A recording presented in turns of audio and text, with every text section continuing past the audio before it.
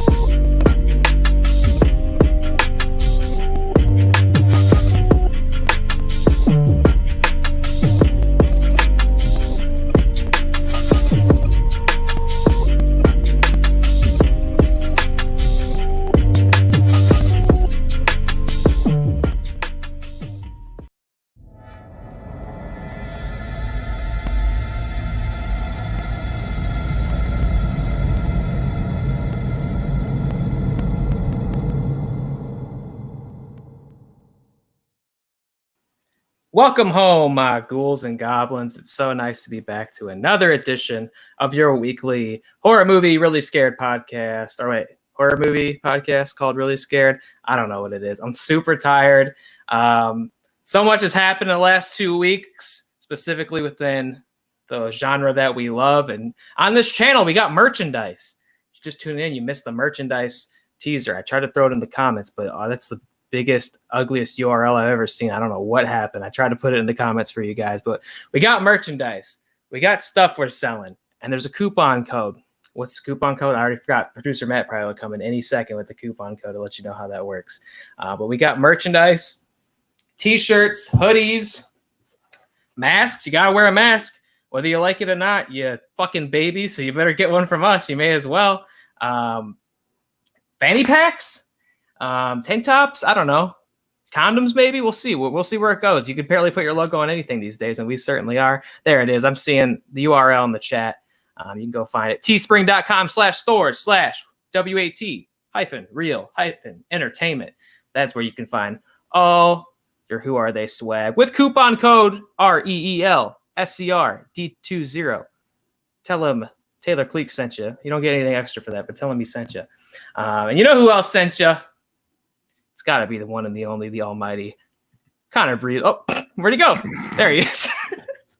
How's it going, man? It's going well, man. I feel like I'm starting off very unhinged.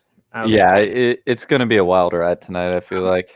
I'm so tired. It's been so difficult to get back in the lifestyle of a conventional human being. You know? Yeah, I feel like we're both kind of not in the right headspace, but we're gonna have fun with it.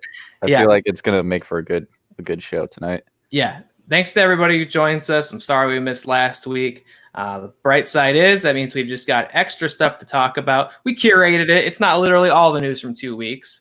We curated it, so we're giving you just the hits tonight. But starting off early at 7 o'clock, we can get you all in bed before it's bedtime, before you get grounded.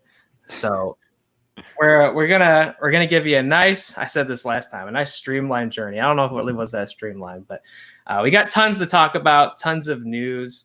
We're reviewing not only a film called Body Cam, but a Quibi. We're reviewing a Quibi tonight for the first time only, and will it be for the last time? We'll find out. We'll see how we feel about this when we jump into it. But jumping into it, of course, as we always do, I gotta ask my co-host here, my partner in crime, what he's been watching this week. What have you been watching? Oh, what the? Let's see. Oh, okay. Well, I mean, we have like 2 weeks, so I'll run through the hits. Oh wow, he's got a list of what he watched. Let's see. I rewatched the Hannibal TV series. Hell yeah. Oh, it's fantastic. Love that show. And I think are we talking about a certain news bit later? Okay. So I'm going to save that. Top of the hour, we'll have that. Yeah. I also watched Urban Legend with Jared Leto. Oh yeah. Yeah, he's in that. How was that? Yeah. I actually really like it. It's right for an update, I feel like. Is that the one with the weird like porcelain mask? Am I thinking of that right? No. I think that's the second one. That's the second one. Oh, okay. Yeah, so there is a second. There's like 3 or 4 of them, but it's right for like an actual update, like a reboot kind of. Take it back to the roots. I'm sure. Some new urban legends. I'm sure there's quite a bit that have been evolved since then. I also watched Jennifer's Body. A new legend like Pizzagate. I mean, you got Slender Man, but those are like creepypastas. But that's basically like this generation's urban legend. Siren Head. That's a big one. Jennifer's Body. Oh, that's a hit. We've that's it. About that before. It's really good. An underappreciated in its time movie. Yeah. I'm glad it's picking up like a kind of a following now. Yeah. It's a shame it didn't get the following it deserved when it first came out. I also watched the Hulu original Palm Springs from the Lonely Island Boys. Heard that's great. I haven't watched that yet. It is amazing. Go in blind. It's fantastic. Yeah. And a tidbit. The Lonely Island, they have their like logo, like their production company. It makes fun of Sony Pictures Classics. Oh, really? It's Lonely Island Classics, and it's like the blue logo with white font. Lettering, yeah, it's exactly the same logo, just with different words. Font too. Yeah. Same font too. I don't know how they got away with it, but it's hilarious. I laughed just seeing that. I also watched The Old Guard on Netflix. How is that? The first time I watched it twice. First time I watched it, I was a little bit distracted. Didn't really get into it. And I was like seeing a lot of good stuff about it, so I watched it again. And I liked it. I mean, it's a lot of exposition, setting up like a follow-up, a sequel. But it's got really good action sequences. It's really good. I also watched AP Bio. Oh Lord, I don't know that. It was an NBC show with Glenn Howerton from It's Always Sunny. But he plays a disgraced Harvard professor who moves back to Toledo into his dead mother's apartment and has to teach at this high school. And he just tries to he doesn't teach AP Bio, which is what he's supposed to be teaching. Instead, he tries to get these kids to get revenge on the professor that took his job. It's hilarious. It's going to be on the 3rd season's going to be on Peacock. Peacock? Yep. Yeah, the new NBC Universal streaming service. This is the show he left Always Sunny for. So. He's still on It's Always Sunny. He came back, yeah. Oh, he came back. I knew he was gone for like a season or so. He was gone for half a season, came back. Last season, he was in all of them. So he's back with It's Always Sunny because they weren't going to continue it without him. So he came back. Also on Peacock, Psych 2, Come Home Lassie. The second Psych original movie, which is an underappreciated TV series from USA. So you're one of these Psych heads, huh? Oh, I fucking love Psych. It's so funny. I've never watched a single episode of it. It's really good. It's a good detective show. Fake psychic. Really funny. Check it out. Okay. All right. And that's what I've been watching. That wraps up your list? Yeah, I'm sorry that was a pretty extended list, but that's what I've been watching. Yeah, it's been 2 weeks. Matt just like, he ran down to the ring. I feel like he's got something he wants to talk about that he's been watching. Oh, well, not really. This is my favorite. This is one of my favorite segments you guys do. That's why I stole it as a joke. Yeah. While you're up there, man, what have you been watching?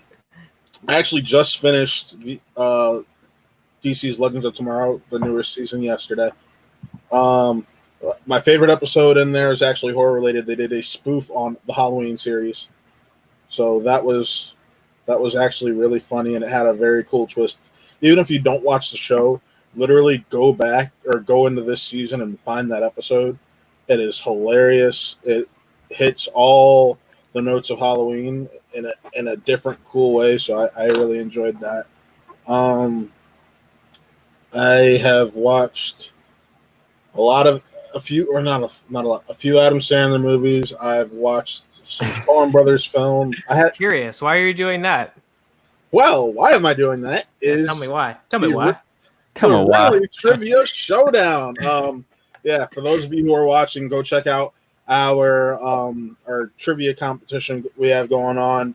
I'm not telling you who's gotten how far and so on and so forth, because these episodes are pre-recorded. But tomorrow you get to meet a certain character called the Rager, so that'll be very fun. I don't want to cut you off. A quick tidbit about Peacock: they have a whole entire Nicolas Cage section, and it's that extensive that they have its own Nicolas Cage section. Like it's neatly labeled and like. Yes, it says Nicolas Cage, and it's a lot. And also, shout out to Derek. Love you, Malone. Thanks for watching. Thanks for supporting. You're amazing. Yeah, absolutely. No, that's good to know, because that's a showdown category that is supposed. Yeah, to and Peacock, like basic plan, it's free. It has ads, but it's free. Yeah. And then you can get the premium for only $5. We have the premium here in the Thomas household because my father's not going to allow anything else. Yeah. I've heard they have a lot of Universal horror movies on there, don't they? They do. Your pre-Dark Universe, Universal Monsters. Yes. Yeah. They have quite a bit on there. It's I'm still going through it, but that's where I'm watching AP Bio. They're taking, The Office, Parks and Rec, all of their NBC shows off of Netflix. I see. So it's all going to be there. And obviously, if you have Hulu Live, you'll be able to watch it on there, but you won't be able to watch previous seasons if you don't have Hulu Live. Yeah, let me see. I have watched the Back to the Future series. Back to the Future. I watched Sgt. Pepper's Lonely Heart or whatever, the Sgt. Pepper's movie from the 60s or whatever it was. Mm-hmm. I've watched Hamilton quite a few times, as you can go back to our watch along and watch along with me one of those times. That's right.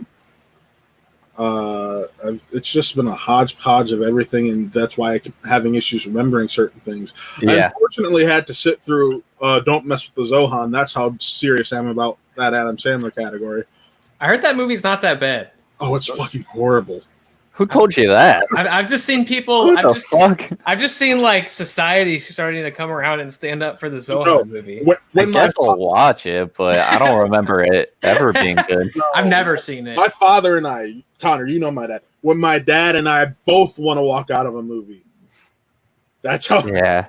I remember Transformers last night when the one robot comes in. It wasn't a transformer. It was like that robot butler comes in with the fish. Oh yeah, we three were like, "What the fuck?" I think his name's Cogsworth. Why do I remember that? Yeah, I don't know. Me, Connor, and my dad just looked at each other and go, "What the fuck?" Yeah, we were ready to get out of there. He's Anthony Hopkins' buddy. It was bad. That movie was god awful, but Connor still loved the cheese. He loved that ooey gooey cheese. Yeah, I'm a sucker for that. Yeah, that series of movies. Other than that, it's just been studying. As you see, I got one of my study cards right here. So yeah, it's just one of those things. I'm in it to win it. So we'll see if I make the finals. We'll see if I end up losing and having to wait till the regular season. But I'm coming for that belt. I'm getting that belt. And yes, we are getting a belt. So that's going to be fun. Well, I'm looking forward to seeing that. It was a real shame that I couldn't be a part of the trivia bracket this time. I feel like I'm missing out because I'm having fun watching the episodes and stuff. But life's just been too jam-packed to get it on board that. So I'm looking forward to seeing how it goes. I am reluctantly looking forward to the episode that's going up tomorrow on our YouTube channel because a lot of people have been tagging me and texting me about this Rager guy, and I don't know who that is. And the implication that it is me just is impossible and absurd, and I don't understand. How could somebody else be me? So right now, right here, at this moment, you were saying the Rager is, in fact, not you. Absolutely. I don't even know what that means. So okay, that's fine. That's fine.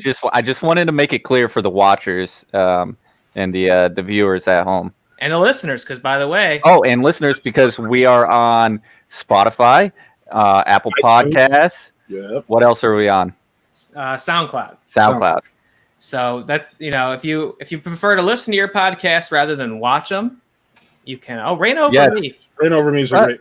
Rain Over Me is good, but his best is Unmatched. It is Uncut Gems. See, it's for me.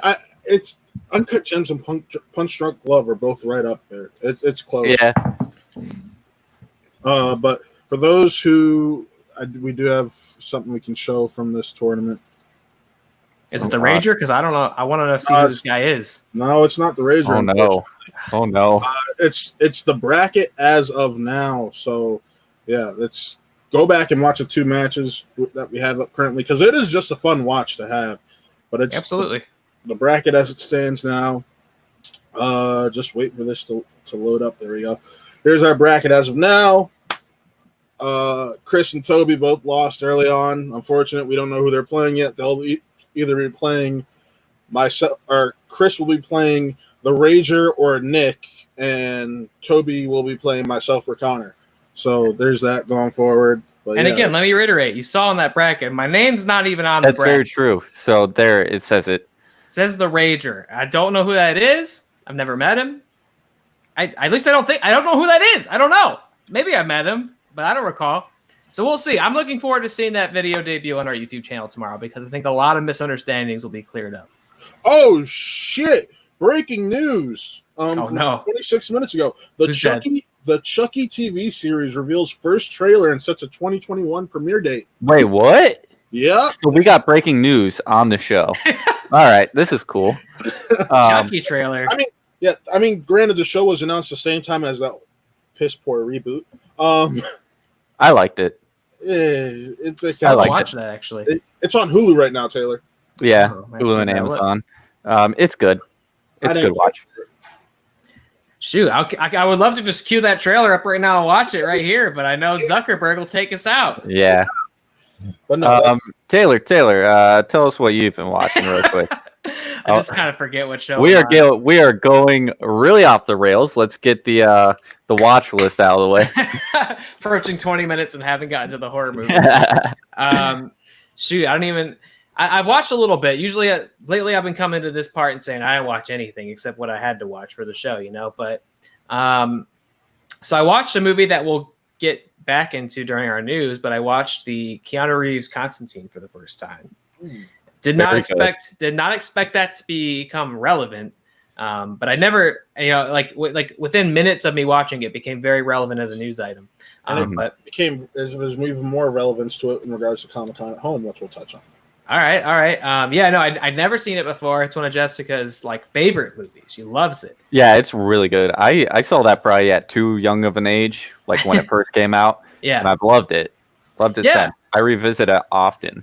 It was really good. I can get why people get hung up because it is not a 1-to-1 translation of the comics. So if you love the Hellraiser comics, I could see why you would not like it so much. But if you just take it as its own, a movie about Keanu Reeves as an exorcist detective, just killing some demons, and it's great. It's a lot of fun, a lot of cool visuals and world building stuff. Didn't know Shia LaBeouf was even in it, but you get a little young Shia. A great Peter Stormare is the devil. A lot of cool stuff in that. So I like that a lot. And then we'll talk about why it's relevant again in a couple minutes here. Speaking of watching stuff with Jessica, again, we've gone back and started watching Hannibal, Brian Fuller's Hannibal, which is an all-timer for me. Yes. She had watched the first 2 seasons with me roughly about a year ago, and now that it was on Netflix, we're finally getting back into season 3 so she could see the rest of it. This has been like the third or fourth time I've watched it. So Yeah, love same. that show.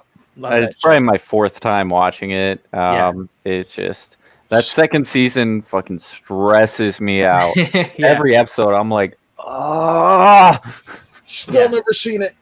Man, now's the time. Now's the time. It's literally the time. It has just been served up for you. Maybe they should make Hannibal like a trivia category so you have an excuse to watch it. You know, whoever's got the power to do that. It's not me.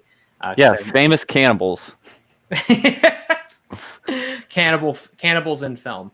What else? What else have I been watching? I've been going back and when I can, it's really hard to squeeze it in, but I've been rewatching some Kubrick stuff that I hadn't seen in a long time for no particular reason at all. Just because I wanted to go back and see it. So, I also on HBO Max they had Lolita, which I hadn't seen in a million years. They do. Is that interesting for you, Matt? Yeah, that's very interesting. And they also had Full Metal Jacket on there, which I hadn't seen in a million. They also years. have Eyes Wide Shut. Oh, I guess I got to make an HBO Max trip. And I believe they have 2000. I'm pretty sure they have the whole entire Stanley Kubrick catalog because they have pretty much almost the whole entire Criterion collection on HBO Max. Oh, right. And all his films are in Criterion. So they only have three. They have Lolita, Full Metal Jacket, and 2001: A Space Odyssey. They have Eyes Wide Shut is HBO. Okay. Which is on HBO Max. But yeah, that's where this confusion comes in with HBO and HBO Max. But Eyes Wide Shut is on there. Okay. So I've just been enjoying going back. I like watching movies. I like watching Kubrick movies. So I mean, Matt, you got to study for this trivia thing. Maybe that would be interesting to you. But that's for me. I just watch. I'm just watching it to enjoy it. No other ulterior motive whatsoever. And outside of that, I can't really think of anything else I've managed to watch in between or anything like that. So I think that about covers my week for me, or my last 2 weeks, my recreational watching. So with that, perhaps it's time to finally dive into what let's get into some horror. Matt Thomas calls spooky news. Spooky news. Little bit of spooky news. And like we suggested, top of the hour, got to talk about Brian Fuller's Hannibal because it very conveniently entered the news today. Now, nothing's still confirmed. God, look at these dapper dishes of two men. You're welcome for this news. Yeah, run the headline down. I have you said it's not confirmed, but just go ahead and run the headline, and then I would like to interject and throw in my theory. Shoot. Well, I don't have the headline written down. I have it right in front of me. Okay. Producer Matt's got it. Hannibal creator, very hopeful there will be a season 4. And then it goes down to break down the fact that Hannibal's gained this huge following since its cancellation. And that with the Peacock now coming out, and Hannibal being a show that was originally on NBC, and the Clarice show coming out, and all this stuff, that who knows? The Clarice show throws a wrench in it. Yes. But so mad at this Clarice show. Me too. Just scrap it. I was born mad at this show. But here is my theory. He says he's very hopeful. Yes. But why would he say that unless he's had talks with Universal? I feel like he wouldn't say anything except like I hope people enjoy what we have on Netflix. And maybe we'll come around to it. We'll see. But he says he's very hopeful that season 4 will be made, which makes me think that there have been some kind of talks since, it has gained a following. For a while, it was on the top 10 on Netflix. And then Toby said he just started watching it this past.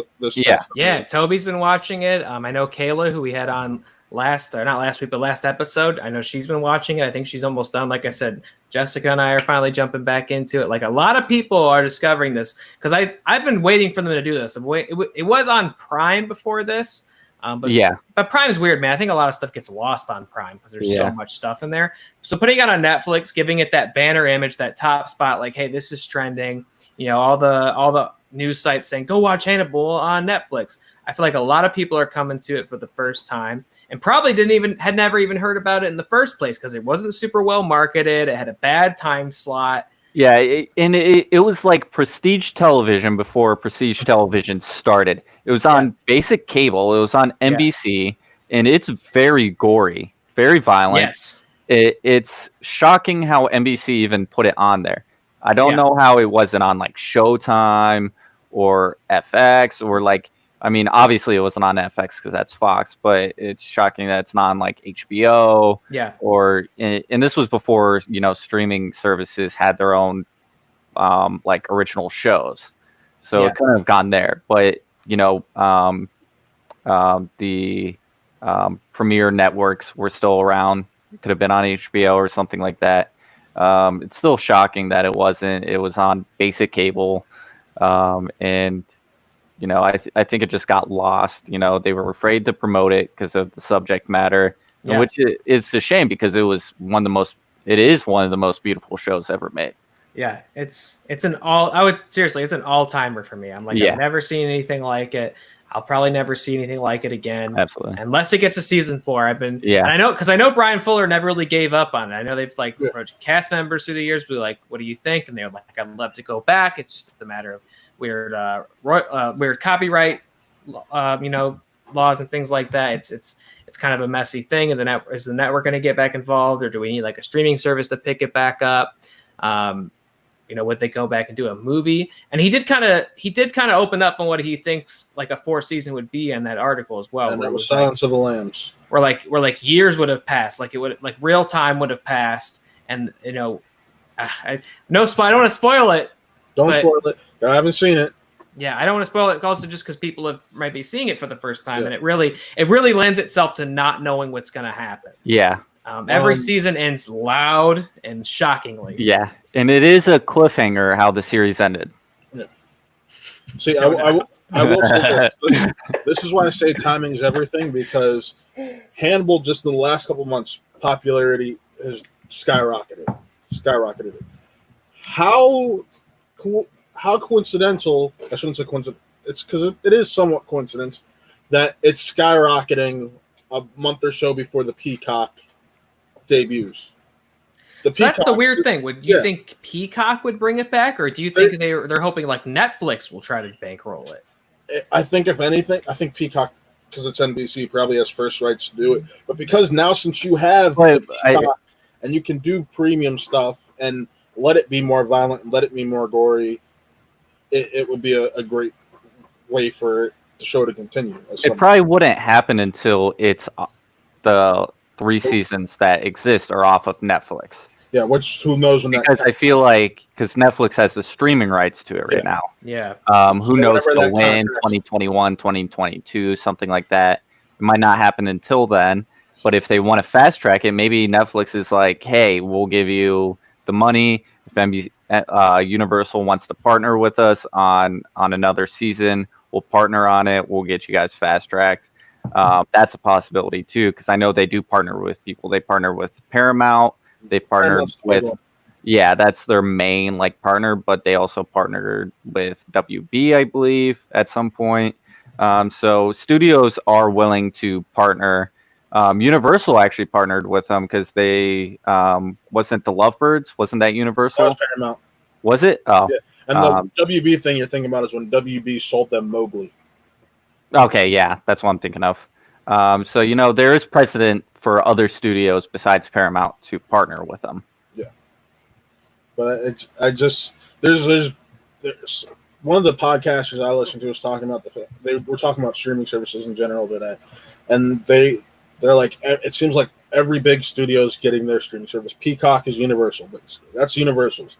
HBO is WB and whatever they had the rights to temporarily on HBO. Netflix primarily nowadays is some Universal and Paramount. Yeah. You still got some WB floating on there. All Disney stuff is basically gone. I will say this, based on 2 recent launches of the 2 new streaming services, you have Peacock and HBO Max. I like Peacock's launch better. Yes. Huh. They had a lot of original content ready to go.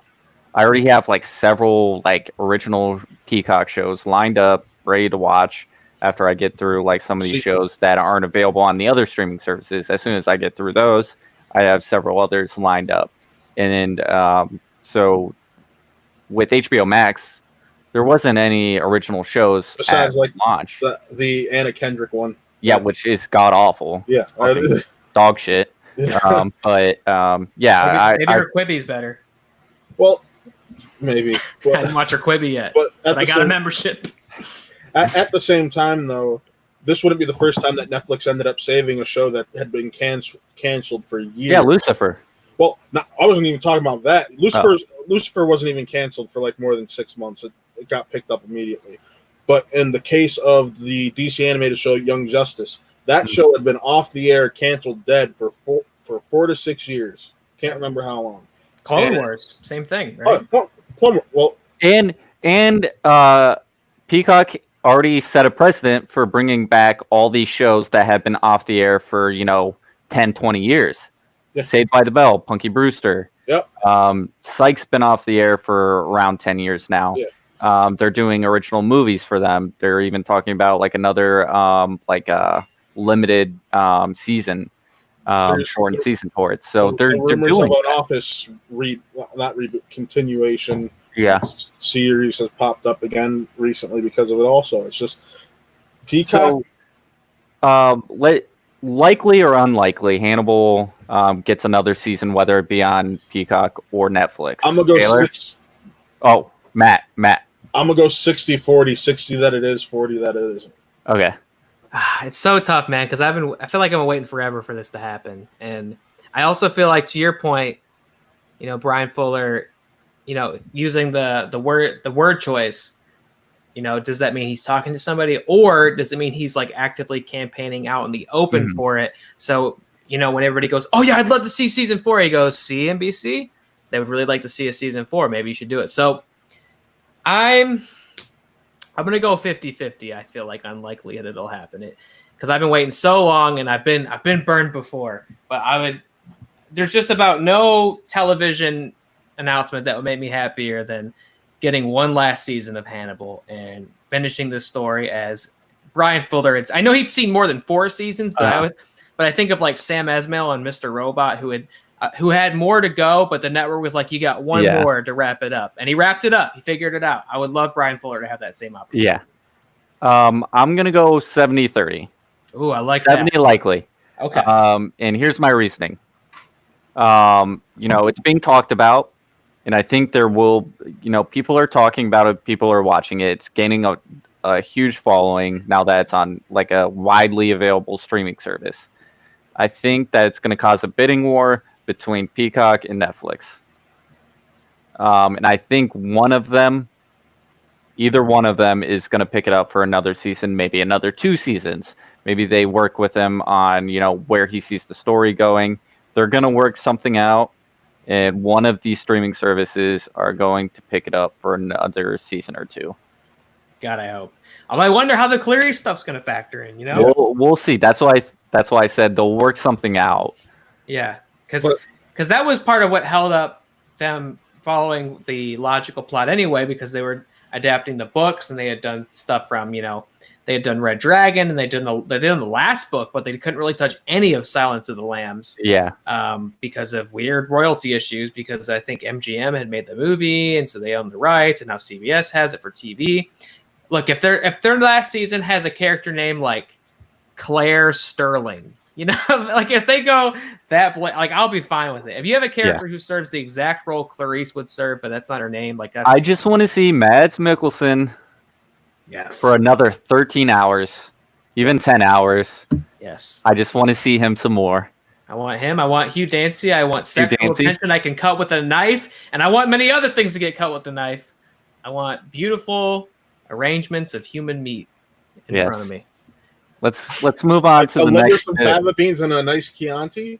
Yeah, absolutely, but not by Goya. Speaking of stuff that's been trying to get made for years and it hasn't been working out, Guillermo del Toro was out here discussing his H.P. Lovecraft at the Mountains of Madness adaptation that he's been trying to get made for so long. He told some story in IndieWire about how he has this ring that he always wears for Miskatonic University, which is like a very popular Lovecraft sort of locale, and he had said, I will never take this ring off until the movie's been made. You might have to bury me in it, but I will never take this ring off until I make my Mountains of Madness movie. Gotta love Guillermo. Yeah, look, we've said it before, like nobody has a crazier like IMDb list of stuff that's not made than Guillermo del Toro. He loves attaching his name to stuff. He loves telling people about it. And then studios love just yanking the funding out from underneath him and putting it in the closet, you know? Here's my thing. Jabba the Hutt Mos Eisley movie. What? You guys didn't know about that? Wait, Del Toro was going to make a Jabba movie? A Jabba the Hutt Mos Eisley movie. Basically, it was supposed to be him about Jabba in the underworld of Tatooine. It was one of those films that after Solo bombed, they were like, yeah, we're just going to put this one off to the side. I would love if he's like, I got my Mos Eisley ring on, and I'll never take it off until I make my Jabba movie. You could bury me in this ring. But Star Wars is one of those things. You had those giant NDAs so he can never say anything about it. Yeah. Here's the thing about this. We're reading Lovecraft Country. Yes, we are by Matt Ruff, book club. There is a bit kind of breaking down the racial overtones of this particular story, and unless they can find a way to kind of downplay those overtones, I don't think in today's climate that it will get made. So I've never read it, but I've read the story, but Del Toro's script is actually online. You can read. Oh, really? You can read his script for this film, and I still haven't. I've actually seen people table read, maybe. Well, I was gonna say if it might be worth looking at a really scared table read. Looking forward to that Batman we're doing. We're doing Batman Dark Knight. I got my copy over here somewhere. Connor, are you doing the table read? We'll just negotiate this on the show. Yeah, we'll see what's going on. How much is a copy of the script? Like $10. Oh, okay. $10 off Amazon. Batman Dark Knight. You'll get to hear me be Nick Cage as the Scarecrow. Okay, I'll go ahead and I'll find a role for myself. Cool. Yeah, just dive into that script. See who you resonate with. Fuck was I saying? Del Toro. Script to script. You can read his script online. Yeah, so I don't know how. So Mountains of Madness of Lovecraft stories, some are definitely more uncomfortable than others. Some are just purely uncomfortable. And in the respect that he was a blatant, unapologetic racist. This one doesn't have as much of that. It's very classic Eldritch horror. Finding the ruins of an ancient society and them driving you insane. But it's been a while since I've read it, so I'll have to go back and see because all that stuff's kind of inherent in his work because it's how he thought, it's what he believed, So you can't get around it in his stories. We'll get into the book club, but I do like how much the book, which we are reading and we'll be discussing on July 30th. I do like how much it's reckoning with that. If anybody was going to make this, though, I would trust Del Toro to figure it out and find the heart of it. But I brought up the script because I'd seen people saying that they didn't like the script that much, which is interesting because you don't see a lot of Lovecraft getting adapted to the big screen still. You kind of see the ideas of Lovecraft and the themes being adapted, but so much of Lovecraft stuff is describing it to you on the page and never actually showing it to you. And that's going to be hard to translate. I know that Del Toro has like a monster museum where you can see what the mutated monster penguins were supposed to look like in this movie. They're in his museum. You can find the pictures online of these disgusting eldritch penguins. But yeah, this is one of those movies that has this crazy, troubled production history. James Cameron was supposed to help produce it at some point. Tom Cruise was supposed to be in it. Yeah, Tom Cruise was going to be in it, which I just don't think would work for Lovecraft to have a big movie star in it. It's got to be a couple smaller stars or unknowns. Really, it would be way too distracting to have Tom Cruise doing anything Lovecraft. Just running in the snow. Running, yeah. He should be in a movie called Running from Cthulhu. That's what it should be. Yeah, so it's one of those classic production nightmare stories. For his sake, I hope it gets made because it sounds like it's the real albatross around his neck. I hope it gets made for his sake. And even if people haven't liked the script as much, I've not read it, so I can't really say how I feel about it. I would trust Del Toro to figure out the angle. Yeah. And I would love to see a big budget Lovecraft production. I would just love to see what that actually looks like, because it's really truly never been done. But right now he's going to be busy working on his stop motion Pinocchio movie, and he's also production's about to restart on something called Nightmare Alley that he's making for Disney. Yes. So guy's busy, and maybe because it was Fox. Yeah. Right now, technically Disney. Yeah. Yeah. Guy's busy. So after Shape of Water, it seems like he'll never have trouble finding work, but I hope he can get back to what his Well, you think after Shape of Water, after winning, he would have had a movie out in 2 years. Yeah, it's true. We haven't seen him again. He won director and picture, if I remember correctly, right? Yeah. One of the few times we actually seen director win picture. You think that he could have been like, yeah, look what I got. Now let me make this movie that I actually want to make. Right. I mean, it definitely feels like it's again the classic Del Toro of like, all right, I'm making this, and the IMDb list grows. But hopefully the difference will be that studios will actually follow him all the way to release on those movies and not change their minds halfway through production. Or I at least get the sense that he's somebody who doesn't want to make many creative sacrifices. It's like, this is the project, this is my vision. We have to see it to the end. And studios like I don't know how to market that. Like he never got to make his third Hellboy movie. It's stuff like that. Yeah. Which apparently he's still hopeful is going to get made after the bomb of the last one. Nothing's impossible these days. I think we've learned with some of these IP projects and continuity and rewriting the history of movies and stuff. It seems improbable, but I don't think it's impossible at this point that he would get to do Hellboy 3. I would sure as hell watch it. And hey, for movies that were improbably getting a sequel, I brought it up earlier. I'll bring it up again. We're apparently going to see this man play this character again, is the word on the street. Keanu Reeves' Constantine is getting some sort of sequel, sidequel, reboot thing. J.J. Abrams and Bad Robot are producing a new live-action Constantine movie for DC and Warner Brothers. Interesting, because Abrams is apparently also producing the Justice League Dark series, which Constantine is commonly a character in. And yeah, so this story came out, like I was saying earlier, literally like 5 minutes after I finished watching this movie for the first time. I was like, what on earth? I felt like Jessica's love for the film had conjured a sequel out of thin air. Because they had said previously before that the reason I even brought it up to her was that they had said they might be making a new Constantine movie. I've never seen the old one. She was like, let's watch it. Then I look at my phone as soon as it's over. It's like, oh yeah, by the way, Keanu Reeves might come back. I was like, what? I mean, Keanu Reeves is as hot right now as ever. I mean, you've got Bill and Ted 3. You've got John Wick 4. You have the whole entire John Wick series. You have Matrix 4 coming out.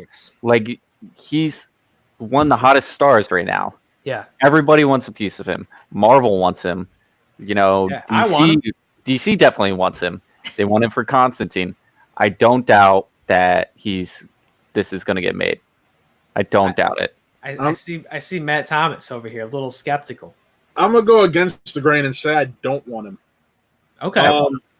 I'm a very huge fan of the Matt Ryan portrayal of Constantine from his show, and now he's continued on with that portrayal on Legends of Tomorrow, and it's more comic book accurate.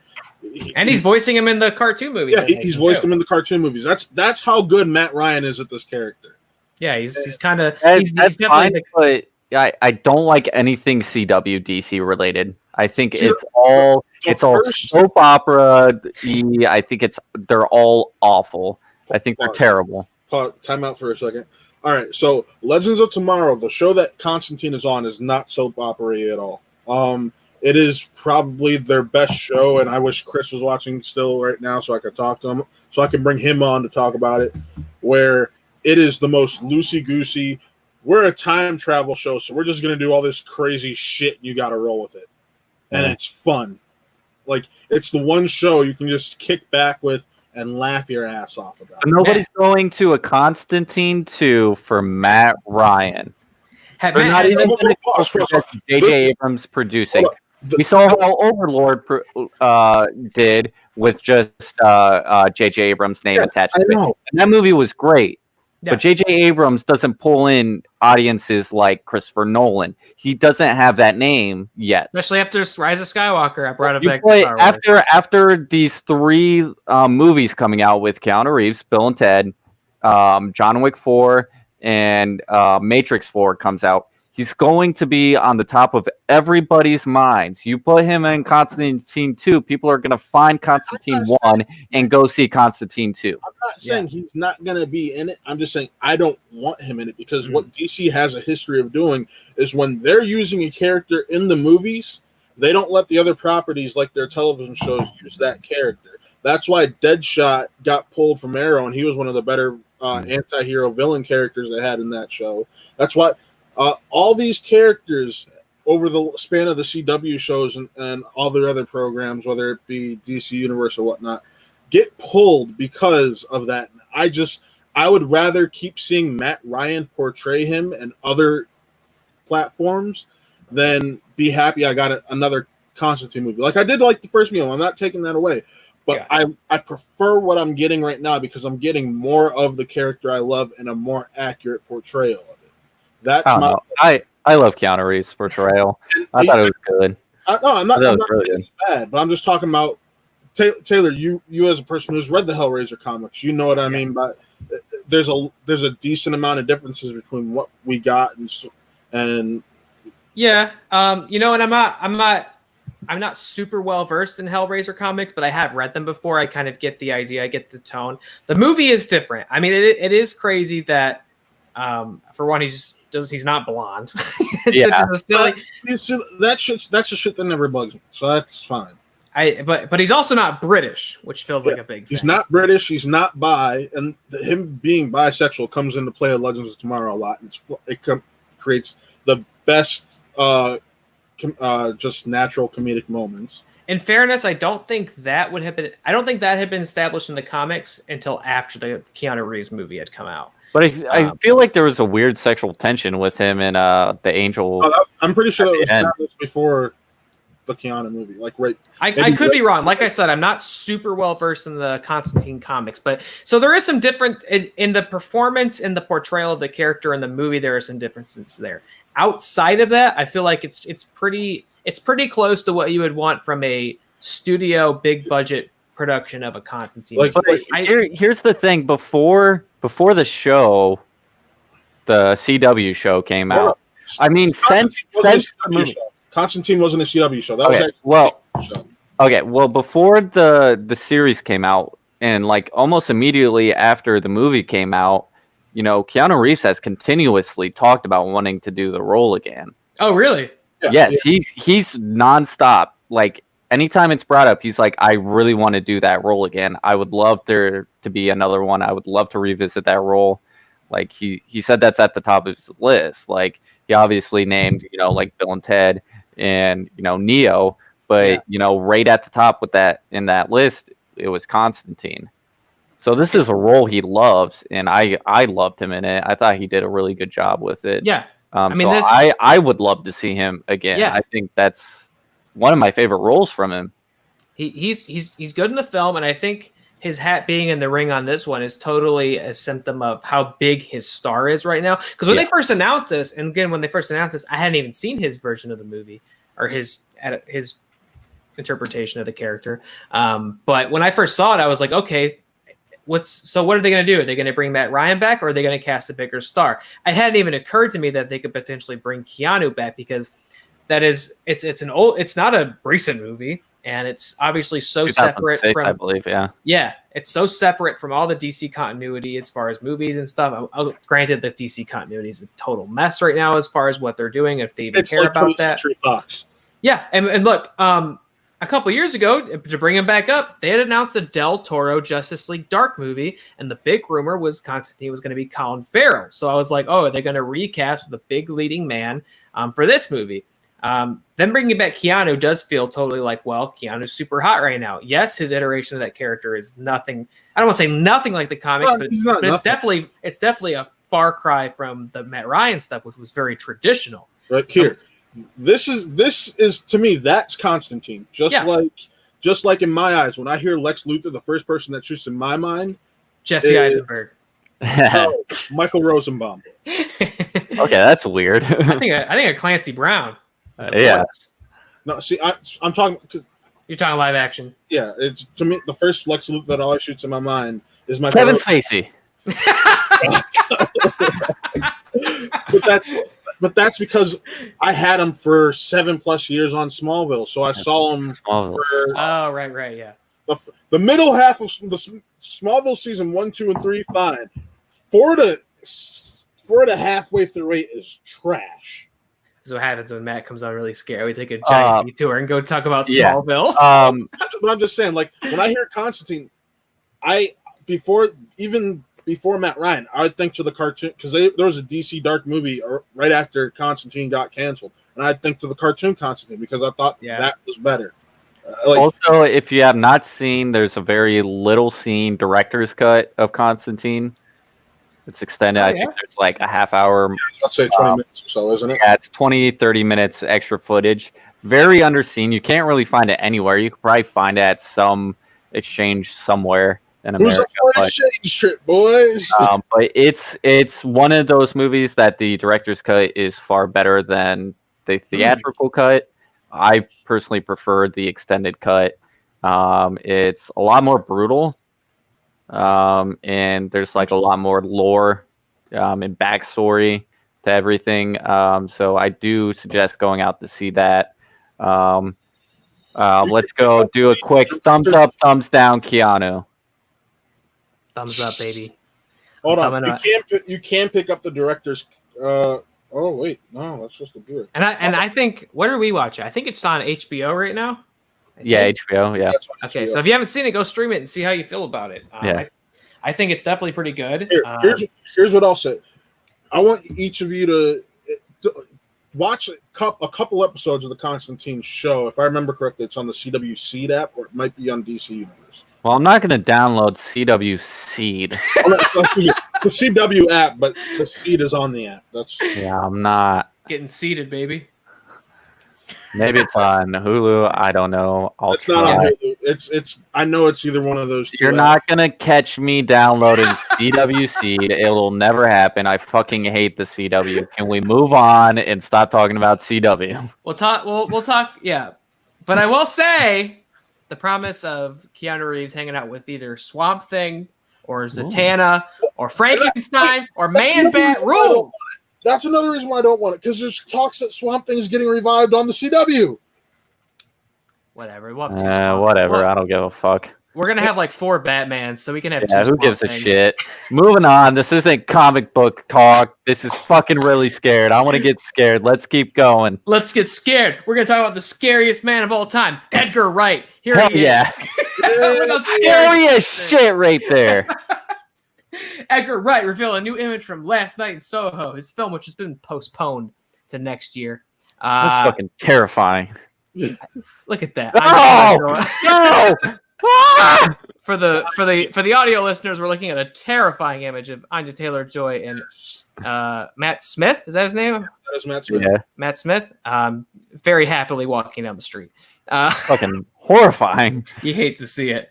They're holding hands. He released an image during a pandemic, holding hands. Released an image from the film, which is about as good as it's going to get for a while, because we thought we were going to watch it this fall. We're not going to watch it till next year.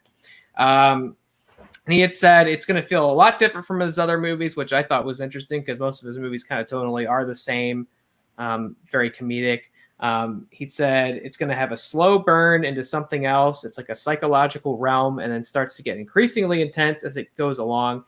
I like to gravitate towards making a film in genres I miss, and there's a certain type of psychological horror film that you got more in the 60s and 70s that have something of an operatic nature.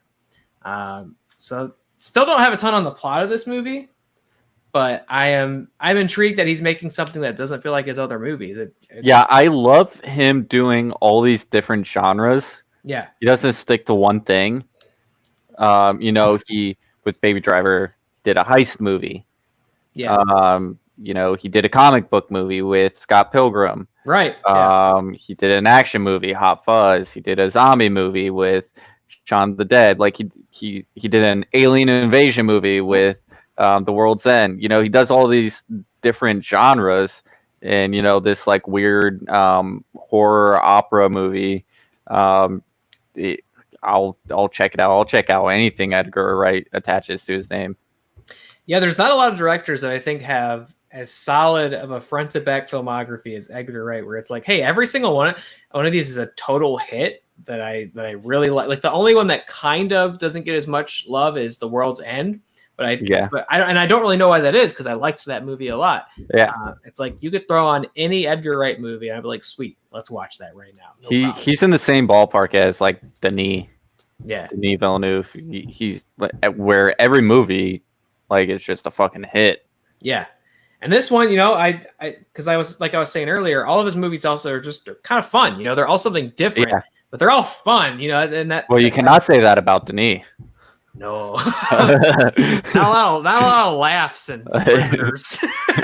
Not a lot of laughs in Blade Runner 2049. No, his movies are. There's not a lot of happiness in those movies. I wonder though if Edgar Wright is saying like maybe that element's going to be kind of absent from this. I don't know. It feels too intrinsic to like his DNA as a filmmaker that all his movies are at least they're fun. I know this. All I really know about this one is who's in it, and that there's some weird time travel element, and that it's going to be scary. I don't really know much else about it. I'm looking forward to it. Whenever movies are allowed to come out again. That's just the release date I'm assigning. Next year. We'll see. Whenever it happens. This one I don't really... I still haven't watched this movie, but I heard you mentioned it on the show before, Connor, so I kept it in the notes, was that there is probability of a sequel to Adam Wingard's... Hell yeah! Starring Dan Stevens. I still have not watched this movie. Big fan of Adam Wingard. Yeah. Big fan of The Guest. That movie fucking rules. Dan Stevens had been interviewed with Forbes, and he'd said, in regards to a sequel, we've certainly talked about it. I would love to work with both Adam Wingard and Simon again. Adam's pretty busy with giant apes and monsters at the moment with Godzilla vs. Kong.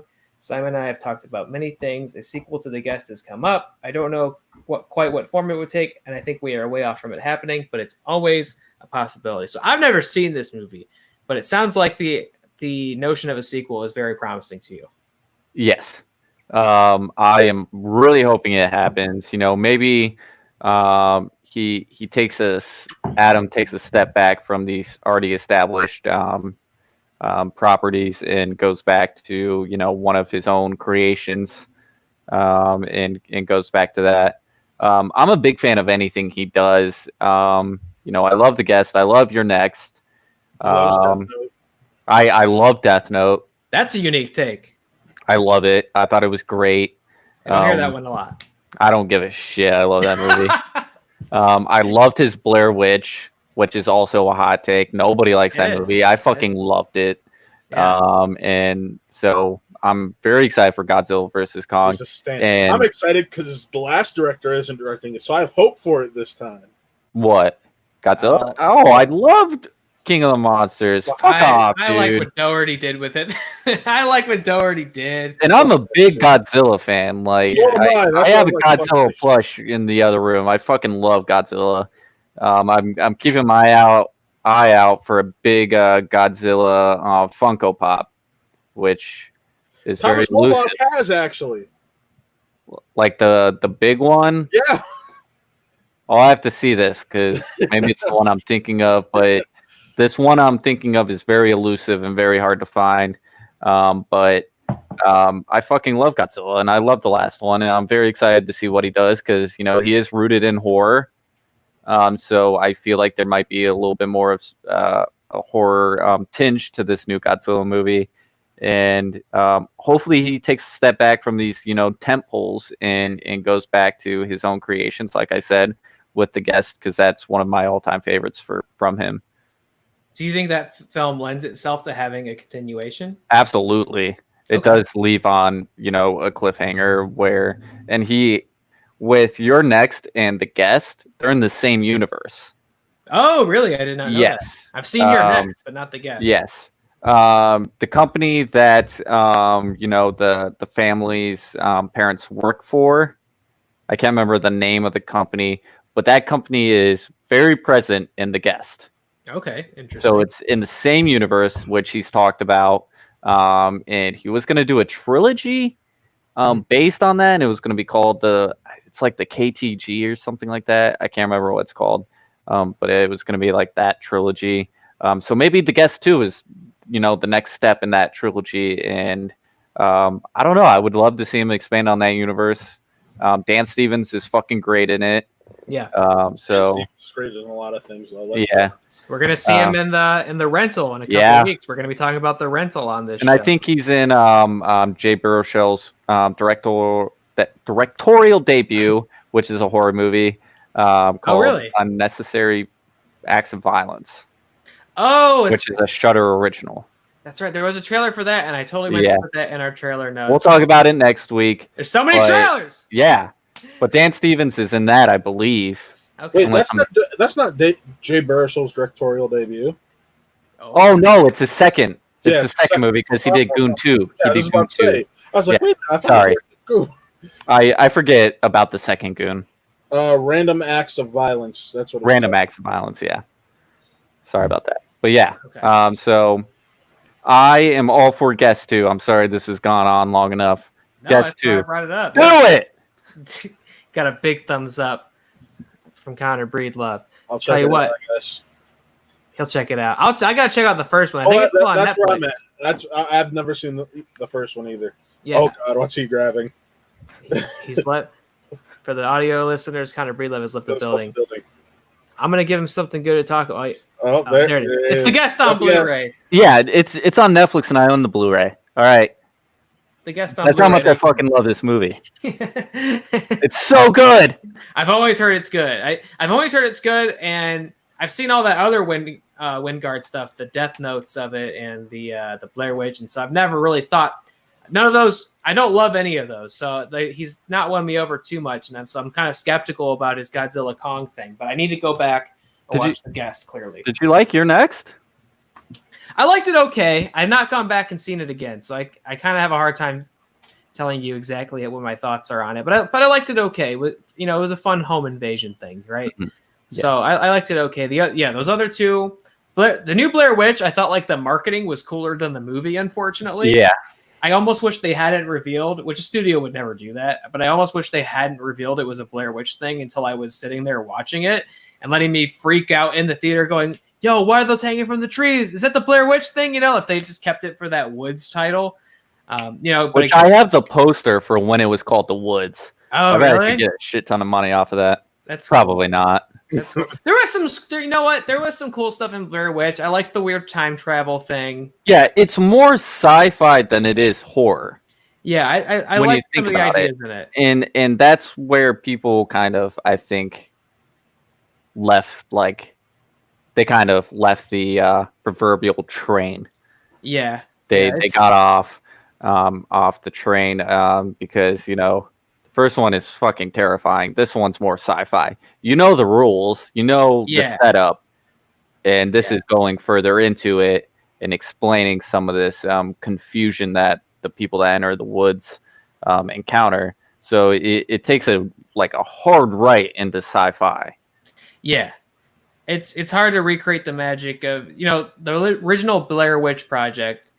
So much of the magic is in the simplicity of it, and it's so inherent to the project. And if you try to recreate it again, it would just feel like a vague shadow of the original. You can never just do that again. Yeah. They kind of, the surprise in the marketing was, I think, their attempt to kind of recreate that a little bit, but you can never just do Blair Witch again. So yeah, I thought there were some cool ideas in it. I remember them showing the Blair Witch, which I thought was kind of really that thing fucking sent me. It is scary, but I think some of the magic of the first one is that you never it's purely in your imagination what's going on. So you did not like seeing that long string being motherfucker in the corner of the room. It was scary. I was just like, man, it was just one of those things. I was like, I never really thought I would know what the Blair Witch looks like, besides this nasty McFarlane toy action figure they released of it a couple years ago.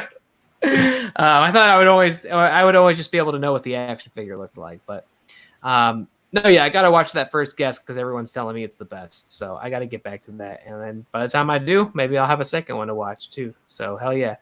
Tell you what, though, a movie I'm not gonna watch anytime soon. Love those segues.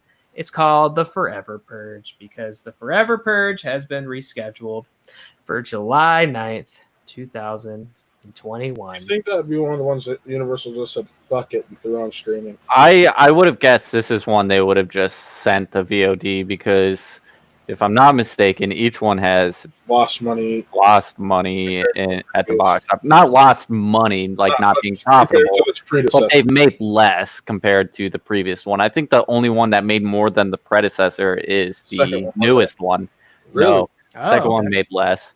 The third one made even less, and then the fourth one, the first purge made an uptick from election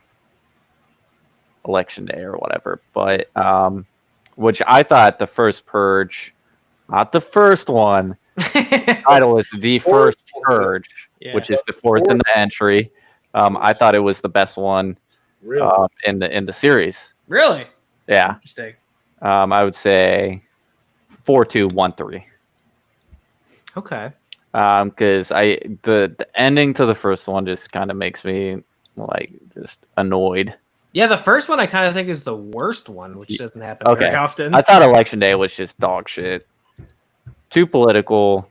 And I know it does deal with politics, but it got real fucking political. And I was like... Year of the election, if I remember correctly. Yeah.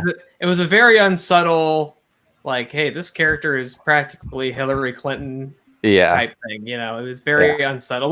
Which there's some charm in super unsubtle, violent B movie, grindhouse thing, where it's hammering you over the head with what it's talking about. But that's always been the Purge's bag, kind of, is coming up with sort of a socio-political thing.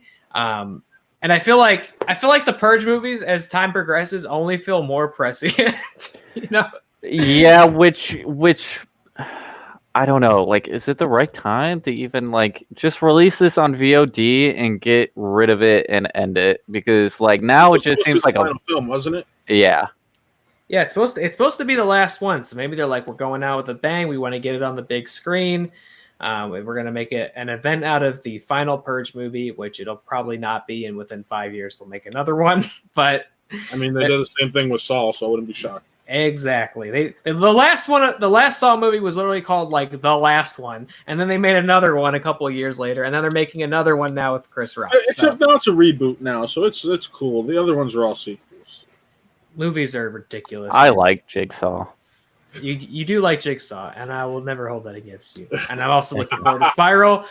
And we should have seen Spiral by now. I'm very upset. We literally should have seen that 2 months ago. Yeah, we should be talking about how much we love Spiral.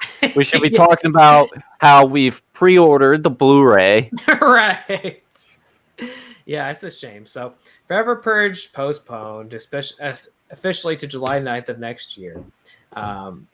Feels like probably not a coincidence it's coming out in July. They love that ironic, patriotic thing.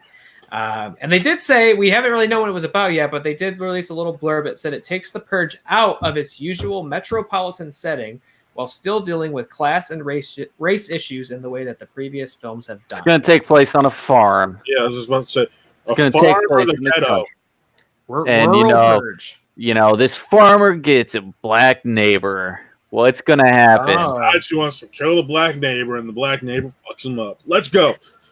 Guarantee that's the story. It did sound weird that they would take it out of a metropolitan setting, because when I saw the title, knowing it was the last one, my assumption was, okay, they're going to have a purge, and then when it comes time for the next day to start where you can't purge anymore, people are like, fuck that, we're going to keep going. It's just like the collapse of society as people kill each other and the world. Yeah, that would make sense with the title, but I don't know. Seems like in the middle of the sticks would be a weird place to tell that story. Yeah. Unless, I don't know, I guess. Unless it's about a group of people that have moved out of the city into a secluded, community where they're like, we're not going to be, confined to this, this policy and this, rule. So we're going to live here. And then they realize, the purge ended, but it didn't really end. So maybe something like that. A total community of lawlessness, Yeah. where people say you got to stop purging. They say I don't want to. It's my constitutional right. You know that. Just like our idiots today. That would never happen, right? That's something like that. That sounds so silly that something like that would happen, right? Taylor, since we are on technically Blumhouse news, you want to do the 2 other Blumhouse news articles right now? What else have you got for me? Well, of course, we got the 2 big things in Blumhouse news. One which is sad and one which is awesome. Halloween Kills got pushed back a full year. I think. Yeah, I guess we can talk about this. Matt Thomas cutting into my trailer talk. Yeah, are we just blending everything right now? Man, I'm sorry. I'm a little on a time crunch, and it's this and the other one that got me really hyped. That's part of the reason. This man's reckoning a purge on my show format. All right. Well, as I like to try to do, I will put the. Well, we can talk about Halloween Kills right now. I'll put the trailer in the chat if anybody still hasn't somehow seen this trailer, this teaser they had released. And we got into it a little bit on the spooky news on Real Talk, but yes. we there was no way we weren't going to talk about Halloween Kills on this show. We had to get into it. Yes, Halloween Kills, unfortunately, has been pushed back an entire year to October 2021. And then also, naturally, that means Halloween Ends is now being pushed back to October 2022. Which I'm a little upset about because, like I mentioned on Real Talk, there was talk that they were going to release one in the beginning of October and one in the end of October, which I thought would have been fucking brilliant. That'd been so cool. That would have been insane. And then you had precedent, in September or November or December to do like a double feature. Exactly. And that would have been insane. Even bringing back Halloween 2018 for a triple feature. Yeah, that would be insane. Bring back the original one from the 70s for a quadruple feature. Whoa! We were talking Real Talk. I'm like, I would sit in the theater for 8 hours to watch all 4 of them. I'd sit in the theater for 6 hours to watch 2018 to Halloween Ends. It's just one of those things where because that was the original talk before all of this happened and before they announced the release dates for Kills and Ends. They were going to do one at the beginning of October of this year and then one at the end. And then I think they talked about it again after it got pushed back before it got a new release date. They were talking about releasing them both at the same time next year. And that's what I was actually hoping for, because I'm like, that would be fucking brilliant. Because they shot them back to back. Yeah, you'd be raking in the cash because you'd be like, okay, people are going to see number 2 right away. And then those same people are probably like, you know what, let me just do the double feature because fuck it, why not? And go see 2 and 3 when 3 came out. My guess is Blumhouse was like, they were probably like, well, we don't want to lose out on the opening weekend of Kills. Yeah. And then wait for Ends. But here's the thing. Halloween fans aren't going to wait. As soon as Kills comes out, they are seeing Halloween Kills. They're seeing that, 7 p.m. on Thursday night, the night before. They are there. And they will see it a second time before Ends comes out. They'll see it a third time, a fourth time, and they'll see the double feature, the triple feature, whatever they would have done. I'm more so of a new Halloween fan. I only saw the original 2 of that whole series and the newer one. Which is fine. But yeah. I did that personally because I heard after the second one they all become dog shit anyway. Yeah. So. But Blumhouse would have been smart to release them both in October of next year. They would have owned. Blumhouse would have owned October, all of October, every day, every weekend. They would have been right at the top. Because Kills is done, Ends is done. They're both done. I feel like they gotta. I feel like they can't commit to this Halloween Ends thing coming out in 2022. They gotta. Come on, man. Give us what we want. Would I be shocked if they decide to drop a trailer for Halloween Ends around close to the time that Halloween Kills is about to release, and then they're like, let's see how the public reacts to this, and let's see how they react to the film, and maybe, well, since it's already ready, we'll just rush it out a couple weeks later and get going, because studios have done crazier things. It would just be so cool to, again, I know the the 4 movies back to back is a big ass. But imagine doing a movie marathon where the last two movies you've never seen before. Like that would be I know they do those like Star Wars marathons, Avengers marathons, but like imagine having 2 movies at the back of it that you haven't seen before. That would be so cool. And it seems like they revealed with this teaser that Halloween Kills takes place again, kind of the original same night. Yeah, same night. And I got a feeling Halloween Ends probably is going to do the same thing. So imagine if you just sat down and like almost watched them on kind of a real time thing, God, Yeah, just awesome. Just back to like cut the credits out, dude. Just back to back to back. That'd be so cool to just experience that with the characters. Let's talk about this trailer. Oh, the 30 seconds of bliss. Yeah. I kind of said what I thought on Real Talk. So Connor, I would love to hear how you feel about this little teaser we got. I fucking loved it. Yeah. I love the grittiness of it. It's in line to what they've been talking about, how it's more brutal, more gritty, more just disgusting. Like I got that feeling watching these 30 seconds. Like it was grainy, it was dirty, it was just ugly, and I loved it. It's in line with what just happened. Yeah. With the Halloween 2018. Like it was, that the ending to that movie, it's brutal.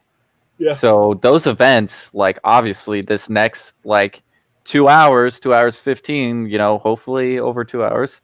Yes. It's going to be hell for them, and they conveyed that in those 30 seconds with the let him burn. I just fucking loved it. I can't wait for this. Yeah. It looks, because I wasn't sure how I felt about it first, because it was one of those things where it's like, you're telling me I got to wait a whole year to watch this movie, and you just gave me 30 seconds of it. I was supposed to get it in a couple months. Yeah. But I do kind of love the simplicity in it, and just saying like, yeah, Michael Myers, they're going to put the firefighters are going to come, and they're going to take the house. They're going to save the house, and he's going to get out and murk him. Yeah, because I feel like I can just see how this movie opens of like Michael Myers like in the back of an ambulance, like mask all fucking disgustingly melted to his face. I think we're getting a really cool, gross new like appearance for him. Yeah. And then him just waking up and just like taking dudes out, the ambulance flipping and like flying down the street. And him just we're talking about this on Real Talk, and I couldn't agree more. That's what I want to see. And for the love of God, do not do some, Rob Zombie, like talking about fucking a dead body, just like because he did this ambulance thing in the second Halloween that he did. True, yeah. The opening up is him in an ambulance, and then the ambulance driver is just fucking disgusting, talking about fucking a dead body. Yeah. That's don't, David Gordon Green, don't do that. I don't think he has the same interests as Rob Zombie. But no, I feel like that's what it's going to be. Michael Myers wakes up and he's like, where the hell is Laurie? I'm going to tear apart this town to find her, and see what you were saying. I feel like the pacing of the movie is going to be totally different, because the last one was all about the buildup. Michael Myers getting out of the hospital, Laurie setting the traps for him, all that stuff. This, it's just like there's no more traps, there's no more prep time. This one's going to be red from go, red meaning blood. Yeah. He's going to go into town. That seems to be the thing, is he's going to be in a shame. Part of what I love about the first David Gordon Green one is these long takes. Yes. Especially the one I'm thinking of is him walking down the street and going through the back of the house into the house, like that whole like hearing the buzzing of the light, just like the baby crying, like all of that whole entire like that sequence is just brilliant. Yeah. And I love that about it. But yeah. But I trust David Gordon Green. I love David Gordon Green. And I think he can go balls to the wall and still make it just as good as what he's already done.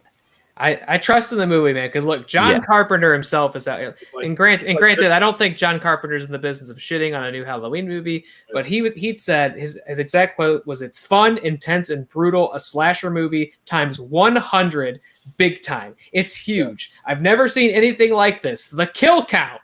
I'm like, if you've impressed John Carpenter with your violence and your kills, you've done something very special. Yeah.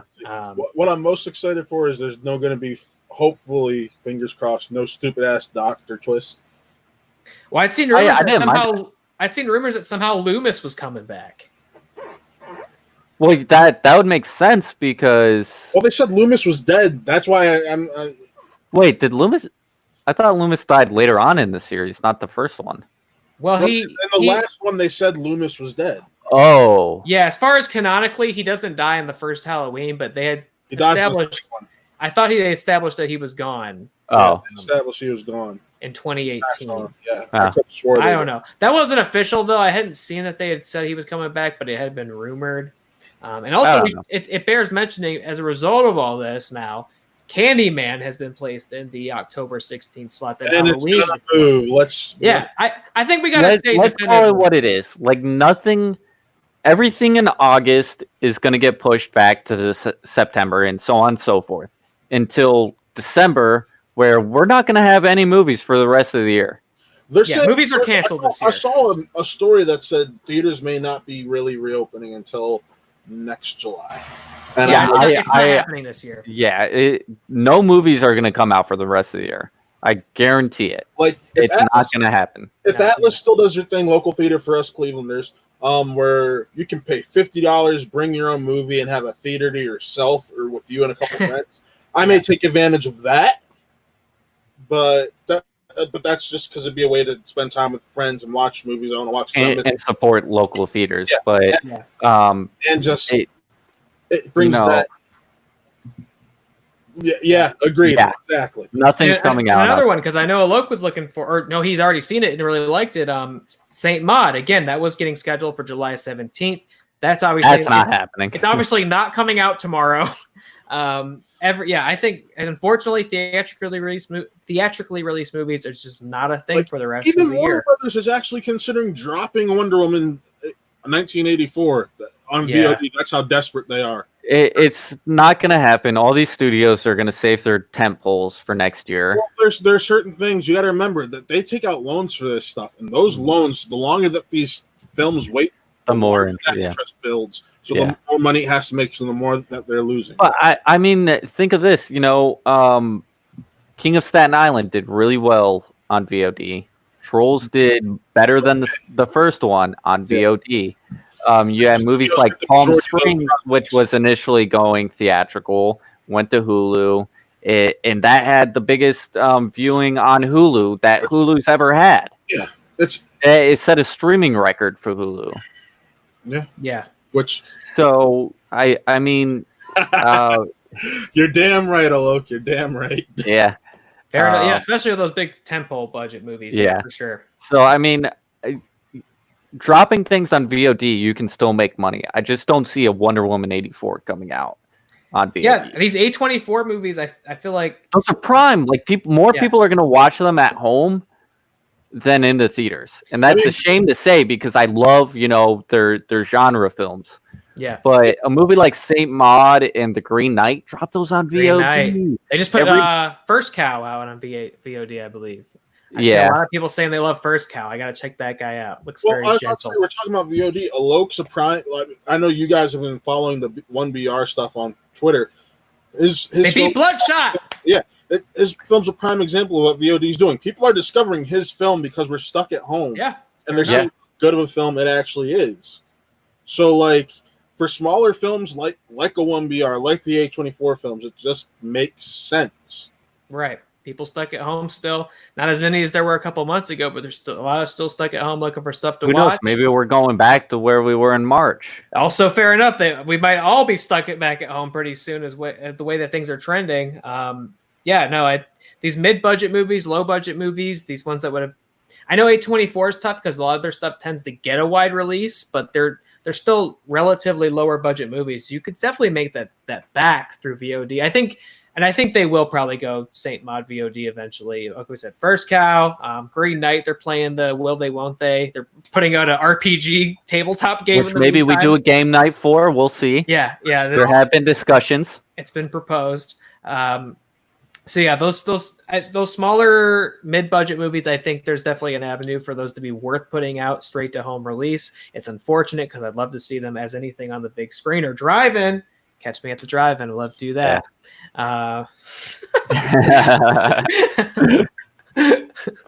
I saw Bloodshot in a drive-in and I didn't hate it. So But I liked 1BR more, so I'm happy that's going higher. But the last bit of horror news I want to touch on before I depart, because I am on a little bit of time crunch. But this is something we get on Real Talk, and you and I were both very excited for. And we talked about, and I give Connor and Taylor all the credit. They're reviving the Dark Universe on this show. Let's go. Lee Whannell is going to direct Wolfman. So fucking yeah. Hell yes. Absolutely. If you're going to get anybody to make these movies at this point on, I mean, he found a way to make something as silly as Invisible Man play. Relic is actually on our film list of what we're reviewing next month. Not have next month, August 6th. I think it's the first week of August. We're going to be doing Relic. Yeah. Yeah. So we will be reviewing that. We will be watching it soon. I can't wait to watch it. We've watched the trailer a couple times, and it looks fantastic. Yeah. Relic looks great. I feel like that might be one of by the end of the year, I think that'll be one of the like definitive horror movies of the year. It seems like people are really liking it. It seems. Yeah. Wolfman. Holy shit! I can't wait for this. I'm glad Leigh Whannell was doing this. Will I? Won't I? To direct it. I'll pitch it. I'll produce it. Whatever. But I'm not going to direct it. And now something he must have maybe Ryan Gosling's pitch kind of like spoke to him. Maybe he's like, oh yeah, I can work with this. And maybe Blumhouse talked to him, and he was like, maybe they brought the Brinks truck in, buddy. That's always a possibility, especially. I mean, it can't be that much more. Blumhouse isn't making anything over 20 mil. Maybe, and I don't think, after Upgrade and The Invisible Man, I don't think Leigh Whannell is going to do something that he doesn't have faith in, and something that he doesn't have. He can put his heart into, because it's he could be doing some dog shit, just for money. But he signed on to this, so something's caught his attention. I'm glad he's back on because he's on a fucking hot streak. The Dark Universe is back in full, baby. Ryan Gosling is amazing. It's true. I don't know, but I don't know. I really liked You Should Have Left, but that's talked about it last week, or not last week, 2 weeks ago. Yeah. But I'm so excited for this. Loved Invisible Man, loved Upgrade. The thought of Ryan Gosling in a Nightcrawler inspired Wolfman movie set in modern times. That is just Semen Demon Strikes. That is just fucking. That's orgasmic. Oh shit! Yeah, get your semen demon. Yeah, you can see my face on that one. But yeah, Ryan Gosling's in one of my all-time favorite movies, Blade Runner 2049. Mm-hmm. I will see anything. Drive too, right? Drive, La La Land. I fucking love Ryan Gosling. Yeah. And the inspiration behind Wolfman, Nightcrawler, which is amazing. I love Jake Gyllenhaal and Nightcrawler specifically. Yes. All of this is just a dream come true. So happy. Fun tidbit. Whenever me and Taylor got haircuts, we asked for a Jake Gyllenhaal Prisoner's cut. I definitely brought in a picture of Jake from Prisoners too. Yes, I've done that several times. Yeah, it's tough, man. It's tough. I don't got that Jake hairline, I take it back a little further, unfortunately. Ladies and gentlemen, visual bit for the audio listeners. I don't look as good as Jake Gyllenhaal. I know it's hard to believe. You take me at my word for that. Yeah, I know. I feel really bad for a lot.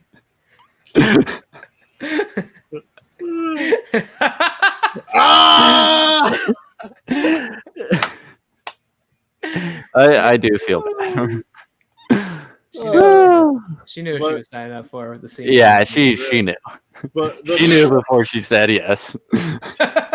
before I depart, I'm just gonna plug this a little bit. Oh shit! A blank T-shirt. Get your Really Scared merch. Like I said, the comments have the links to our store. The Really Scared Throw merch. up a semen demon. Okay, yeah, I can do that too. But no, buy the merch. It's fun. It supports the whole network and everything, and it's a good time. And hold on, just because Connor asked, you want to see Connor's O face? Make sure you get this beauty right here. Yeah, I want to see a gang of semen demons out there. So buy your semen demon merch. Buy a Semen Demon shirt and send us your best O face. That's what we want. Oh my god. We'll put you on the show. Yeah. You know, I love it because contextually nobody knows what the Semen Demon is yet. It's true, they don't. That just exists in our web store without context for some reason. Well, it does say in that Really Trivia Showdown the Semen Demon. So yeah, you'll meet the Semen Demon in the Really Trivia Showdown, so be sure to check that out. I'm signing off, guys. Thanks for having me on. Thanks for stopping by. Love you. Thanks for joining us. Love you guys. Talk to you later. Good night, buddy. All right, man. What else is there was our we format went, yeah, we really fucked that up. Hold on. Give me one moment here. Our format got so chaotic. I got at least one story left that we definitely absolutely need to talk about on this show. And that is I got it all queued up. We're ready to go. Okay. And that is the series of Stephen King. Yeah. We picked a very good first book for our book club. I guess so, man. Every single story got sold. Every single one, and If It Bleeds, as we read in our book club last month, every single thing is either getting adapted into a movie. We'll just go down the list. Yeah, Mr. Harrington's Phone. That got optioned to Netflix, partnering with Blumhouse and Ryan Murphy. What a combo! That is going to be one hell of a movie.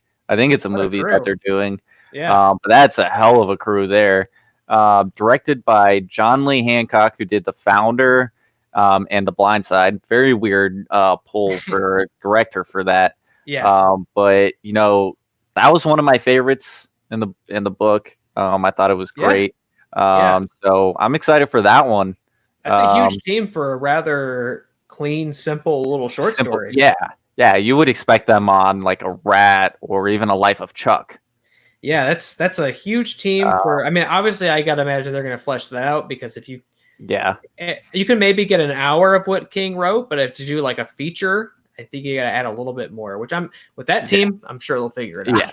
Yeah, obviously. Yeah. What's the next one that got optioned? There was Rat, which was optioned by Ben Stiller, who plans to direct, produce, and star in it. What on earth? I'm there for that. Did you ever end up reading Rat? I didn't. I did. Which is like I read it after this news broke. Oh, so I couldn't stop picturing Ben Stiller, and I was like, "Oh, this is great." See, I have the opposite because I obviously read it before, and I'm like trying to retroactively think of Ben Stiller in it, and I was like, "That's never who I would have thought of." Yeah. Not anything against Ben Stiller, but I just would never have thought to even place him in a Stephen King novella. You know what I mean? He's done. He's done like dramatic stuff, and I know this isn't drama per se, but he's done some of this like darker stuff.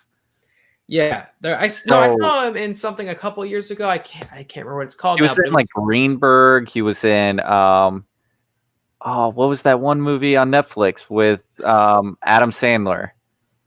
Oh, Meyerowitz Stories. Meyerowitz Stories. He was good in that. He was good in Ben's Story. Is that what it was called? I think that's if that's what. Yeah, that was fantastic. I loved that. Yeah. So he can do this serious stuff. So. Him having the like driving creative force of this, I'm there for it because it is kind of weird and like and kooky. So it's the goofiest story. Is like goofy and weird. So he can. I think he can make it work. That's what I wonder. Are we gonna get like that classic Stiller energy as he's like talking to a rat? You know? Yeah. And this next one makes so much sense because Darren Aronofsky is fucking just batshit crazy. He optioned Life of Chuck, which was one of the stranger ones. And he's only on board to produce at this point. That's a huge name to put on something like this. Yeah. Aronofsky is that's not like a name you see get tossed around a lot. You know? Yeah. You don't see Aronofsky like casually producing things all the time. Or, yeah. like, So I mean, articles throwing that name out. And he makes these heady like movies, and this is one of the more headier stories in the series. So I think that's pretty on point for that one. Yeah. And then of course, you know, the elephant in the room. I mean, the most obvious one. Yeah, that apparently If It Bleeds, the titular novella, is going to be used as a source material for the second season of HBO's The Outsider, which we were wondering about because, you know, without saying too much, the first season of The Outsider totally sets it up that there would be more, but what it sets up really isn't what happens in this novella. When I recall from the first season, the cliffhanger is more... I'm trying to, like, in non-spoilery terms, say it, is more weighted in the events of that story, whereas If It Bleeds is a whole new story with the same characters. So I don't know if it's truly going to have to adapt it in a way where they like retrofit what they set up in the first season. Of course, I hope that somehow they get. I mean, if you want to get another 10 or 13 episodes out of something, I mean, they're going to have to add stuff. Which I hope is some Ralph stuff because I want Mendelsohn back. I love Mendelsohn, man. He's so good in it. If you're gonna do more, I could see why maybe King was super just interested in doing a Holly story because he obviously loves that character, and there's more to her maybe than Ralph. But Mendelsohn just brought so much of that performance that I'm like, how do you not do some more Mendelsohn? You know. So yeah, every single story in that book we read last month is going to be made into a show or a film or something. Which I guess is that's where Stephen King's at this point. He puts something out, and I feel like these conversations happen before stuff even gets published for him at this point. And this is a funny story. His novellas are optioned for $1. Oh, that's right. He does do that because he does it with a. I don't know if any of the stuff from was that true for the If It Bleeds stuff. Do you know? Yeah, because they're novellas. Because I know that the whole idea was that he's empowering like low budget student filmmakers to adapt his stuff, you know, and not worry about the legalities of it, which is super cool, and maybe also lends to why he's the most. Because these are novellas, so I'm pretty sure they are only $1 to option. So you think Netflix got that shit for $1? I don't know. Or does like Stephen King see that he got it? He's like, hold on, Netflix? No, you guys got fucking money to throw around. You can give me more than $1. Like, I know I got that Pennywise cash, but I could use a little bit more, you know? I mean, maybe there's stipulations and like what you can do for $1. Yeah. I don't know. But that's something that like he does with his novellas specifically, not his novels, but his novellas. That's true. I've heard that before. Stephen King just remaining consistently cool his whole life. Just the coolest motherfucker. Really hard to do as an aging white man in America, and as an aging successful author. We're learning it's really hard to remain relevant and cool, but dude's pulling it off. I love that I get to be a fan of him. And I'm looking forward to that stuff. Obviously, on a long enough timeline, we'll cover all of that shit when it comes out. So. Looking forward to that, and I agree. Looks like we picked a good book to start a book club on. But this month, don't forget, we're reading Lovecraft Country by Matt Ruff, July 30th. In August, we'll be talking about Lovecraft Country, the HBO series. That's correct. We will eventually be doing an episode-by-episode breakdown of those of that series. Yeah, week to week. So hop on board, read the book if you haven't already. Pick up your copy. Yeah. I got off Amazon for $10. Join the book club. Let's talk about it. Come back in August. Talk about the show on HBO. Yeah, follow us on this literary journey. We're gonna take you to good places. As you can see, we got good taste. We got good picks on this show. Because obviously, our first book All of them were good enough to make into, a visual medium. Yeah, we're just knocking it out of the fucking park. Yeah. All right, we got a couple you. trailers. Got a couple trailers to chat about, which we can take Halloween Kills off the. We talked about that. It's great. After Matt threw everything into chaos, but What's the next one? We can talk about a trailer for a film called She Dies Tomorrow. Did you get a chance to watch this? Yes, this looks crazy. It does. This is a strange original concept about. Yeah, the concept is it's so simple. Like I started like mentally beating myself up because I was like, why would I how have I never thought of something like that? It's so simple. Yeah, a woman for some reason is maintaining this delusion that she is going to die tomorrow, and in her paranoia, she echoes that sentiment to everybody else, and it becomes this weird contagious thing where whoever she tells thinks, oh shit, I think I'm going to die tomorrow. And so it's just all these people psychologically unraveling as they fear what they think is their inevitable demise the next day. This looks really cool and weird and very psychological. Yeah. I like this trailer a lot. Usually I'm more prepared. Was this a Shudder thing or no? No, this was Neon, wasn't it? Oh, is this Neon? I think I've got at least one more Neon. Yeah, we're opening and closing with Neon on our trailer talk. Yeah, we got a fascinating one to close with too. Yeah. So She Dies Tomorrow. I threw the trailer in the chat if you guys haven't seen it yet. That one looks cool. This one looks great. The barge people. Ew. When I started watching the trailer, I saw this clip art, and I was like, ew. Ugh. This is fucking gross. The barge people. This is, we talked about Lovecraft before. This feels like sort of the classic Lovecraft in the sense that it's about yucky fish people, which it also reminded me of Wrong Turn.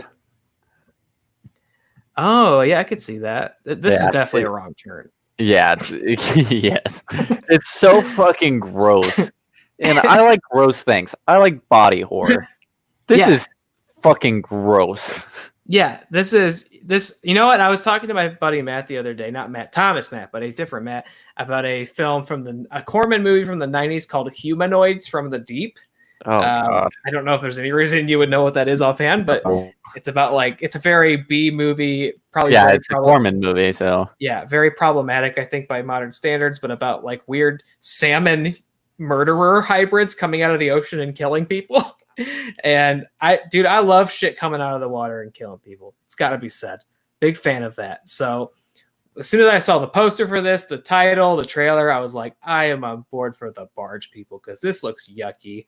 Some yucky fishy boys coming out of the water and they're attacking people and they're spitting up their yucky fishy stuff on them. I will say this is one of the grossest things I've seen. I will have weird, strange dreams tonight. You especially don't like this. I don't like it. Will I watch it? Obviously, we've talked about it. I will watch it. I believe it comes out next month. I'm gonna hate myself next month, but I'll watch it. This is fucking disgusting. Gross fish people spitting on you. And that's saying something because I like gore, I like body horror, but for some reason, pull it back up. Can you pull it back up? Oh, you want it back? I want it back up. And for the audio listeners, let me say it's pretty gross. It's pretty gross. This motherfucker is gonna haunt me for the rest of my life. This guy is fucking disgusting. He looks like a wrinkled, hairless ball sack. With a nose. The nose, the wrinkles. A living scrotum. Ugh. A scrotum. Gross. A scrotumous fish. He's pretty gross, and he's got a lot of friends. I saw in the trailer too. It seems it's plural barge people. I'm excited, but not excited. Yeah, I'm looking forward to it. In the meantime, I'll talk a little bit about a trailer for a movie called Possessor. this, I'll throw the image up so you don't just have to look at my face. This thing is coming from the son of Cronenberg, I believe. This trailer just came out today. I'll throw a trailer link in the notes so you guys can check it out. This had screened at some festival earlier this year.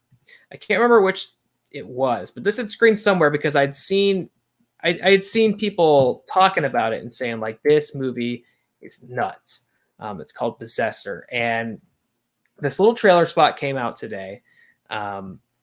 It looks so weird. Again, Connor was saying gross for the barge people. Gross fish people is my shit. This looks like gross in a very violent, bloody, uncomfortable, again, maybe kind of quasi body horror type thing. The film's called Possessor. It comes from, I think his name's, let me make sure I get his name right. Obviously David Cronenberg.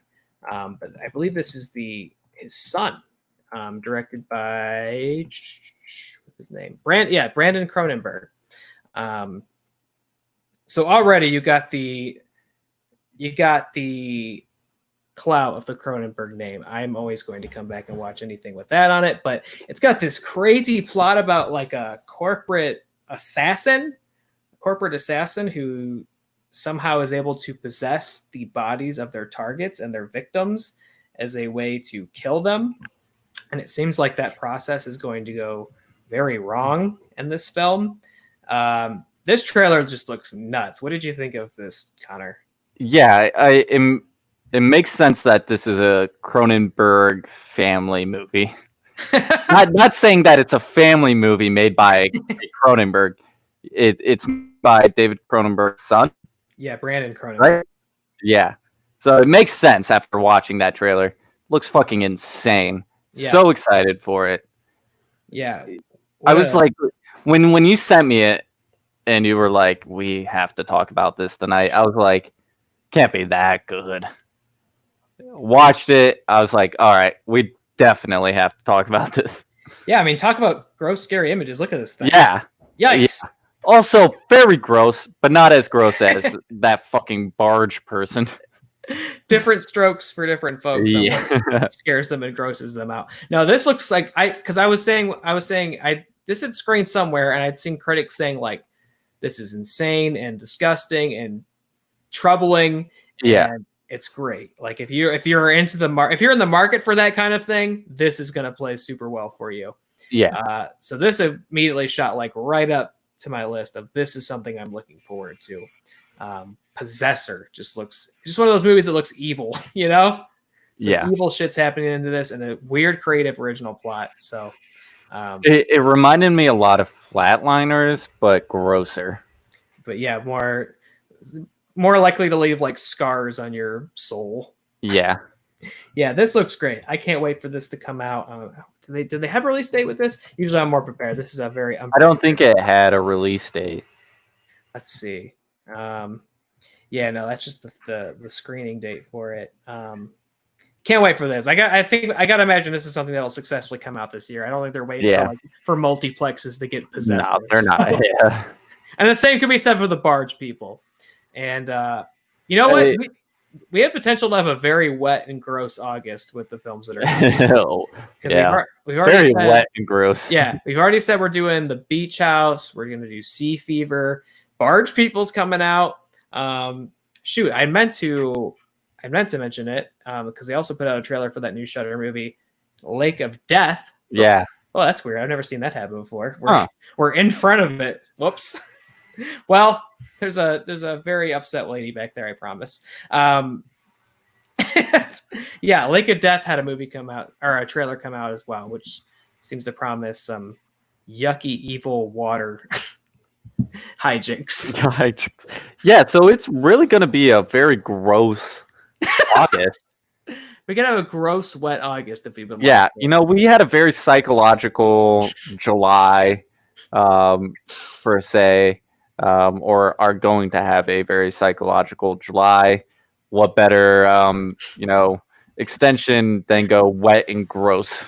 They're always looking for that wet, hot summer. I'm looking for that gross. Yeah. looking for violence and vomit. You know, that ooey gooey summer. yeah, some sort of eldritch slime in my face.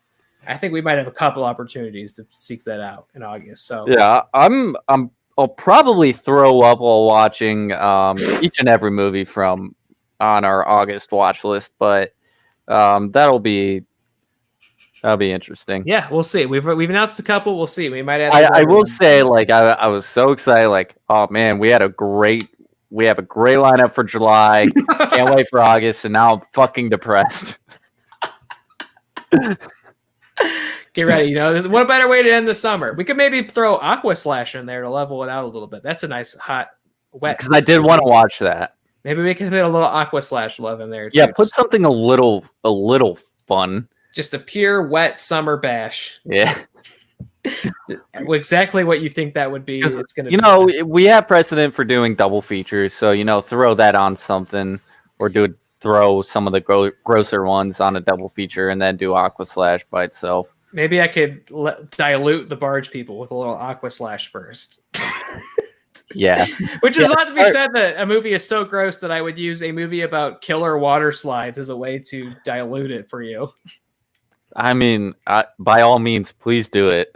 All right, we'll congregate on this. We'll see what kind of schedule we can cook up for August, but it's going to be slimy no matter what it seems. Oh, by the way, I got a Yeti. Oh. You know what? That's not water in there. That's G Fuel. Be sure to buy your G Fuel at gfuel.com. The official fuel for gamers and streamers alike. G Fuel. No lead necessary. Not necessary, but you're gonna get it. Shut the fuck up! Yeah, I'm trying to get a partnership. G Fuel and the Yeti, okay? Make no mistake about it. We're still. I'm trying to get that Semen Demon inspired flavor, that salty, sweet flavor. No, that's a gross August, right? You don't want a sweet, salty treat. I'll take the lead over the Semen Demon blend. All right. Although they're probably not exclusive, I'll probably get both. A little bang for my buck. If you're watching, please talk to. If you have the in with G Fuel, let them know the Semen Demon is all for you. I'm all in on G Fuel. I've spent about $150 on G Fuel in about 3 months. I'm begging G Fuel. I'm begging. For the love of God, for his financial stability, just give him some for free, please. Please. There was definitely a hope for me that this would be a clean 2 hours, and unless we're going to review these two films in 8 minutes, I don't think it's going to happen. I do got to say, though, I wake up every morning, I have a shaker full of G Fuel and a honey bun, and I start my day off right. Let's fucking go on with the reviews. Let's do it. Are you ready to? What do you think first? Body cam, or are we gonna hit Quibi first? Let's do. I don't give a shit. What do you want to do? Maybe there's some hope, and that the way their format is all about those quick bites. Maybe we get a quick bite review. All right, let's do a quick bite of a Quibi bite. I bet it won't be quick. I bet this will be a long meditative chew as we talk about. As we talk about Quibi exclusive series. The Stranger. There he is, starring Dane DeHaan and Maika Monroe. We thought to look at this because it seems as the stories come out that there's potential for Quibi to become a platform for new horror stuff. This one's more of kind of a thriller, kind of not scary in the spooky sense. But while I was browsing the app, I discovered that Sam Raimi has a horror anthology on there, which I hadn't had any potential to bite into yet. But that's on there, and we have like 4 or 5. I've lost count of how many Blumhouse things are coming to it. And they just announced that a classic Junji Ito horror manga, Tomi, is getting adapted for Quibi by Alexandra Aja, who had done a movie called Revenge a couple years ago. Yeah, and he did The Hills Have Eyes. Oh, okay. And he did Crawl. Oh, that's Crawl.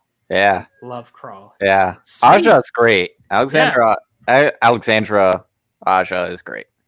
Yeah, so it seems like they're building up Quibi to be this potential horror platform, and it feels appropriate because I think it was on Vulture. This article came out that kind of pulled the curtain back behind Quibi because it's not been performing to what they thought it would. And you brought up an interesting point last time that maybe the ideal Quibi experience had been robbed from them through quarantine. It really has. Yeah. Because I can tell you, it took me a lot to get through the 13 episodes, and they're not long.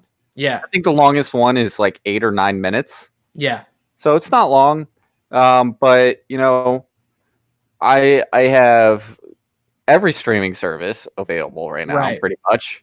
And it was just hard for me to sit down and look at my phone for a total of like 35 minutes.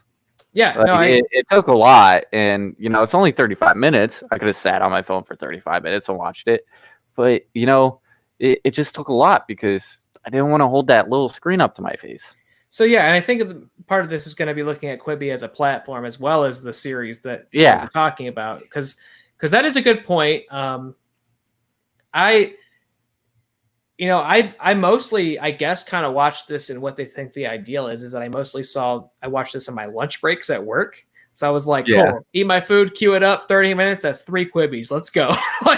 like that was the only, because then when I finished it at home, and I remember I watched 2 more while waiting for my food to cook in the oven. I was like, this is the Quibi experience. I'm like, so yeah, I guess that is, yeah. I'm like, 20 minutes till the food's done, that's 2 Quibis. Let's sit back down with the stranger. I'm gonna get real with you.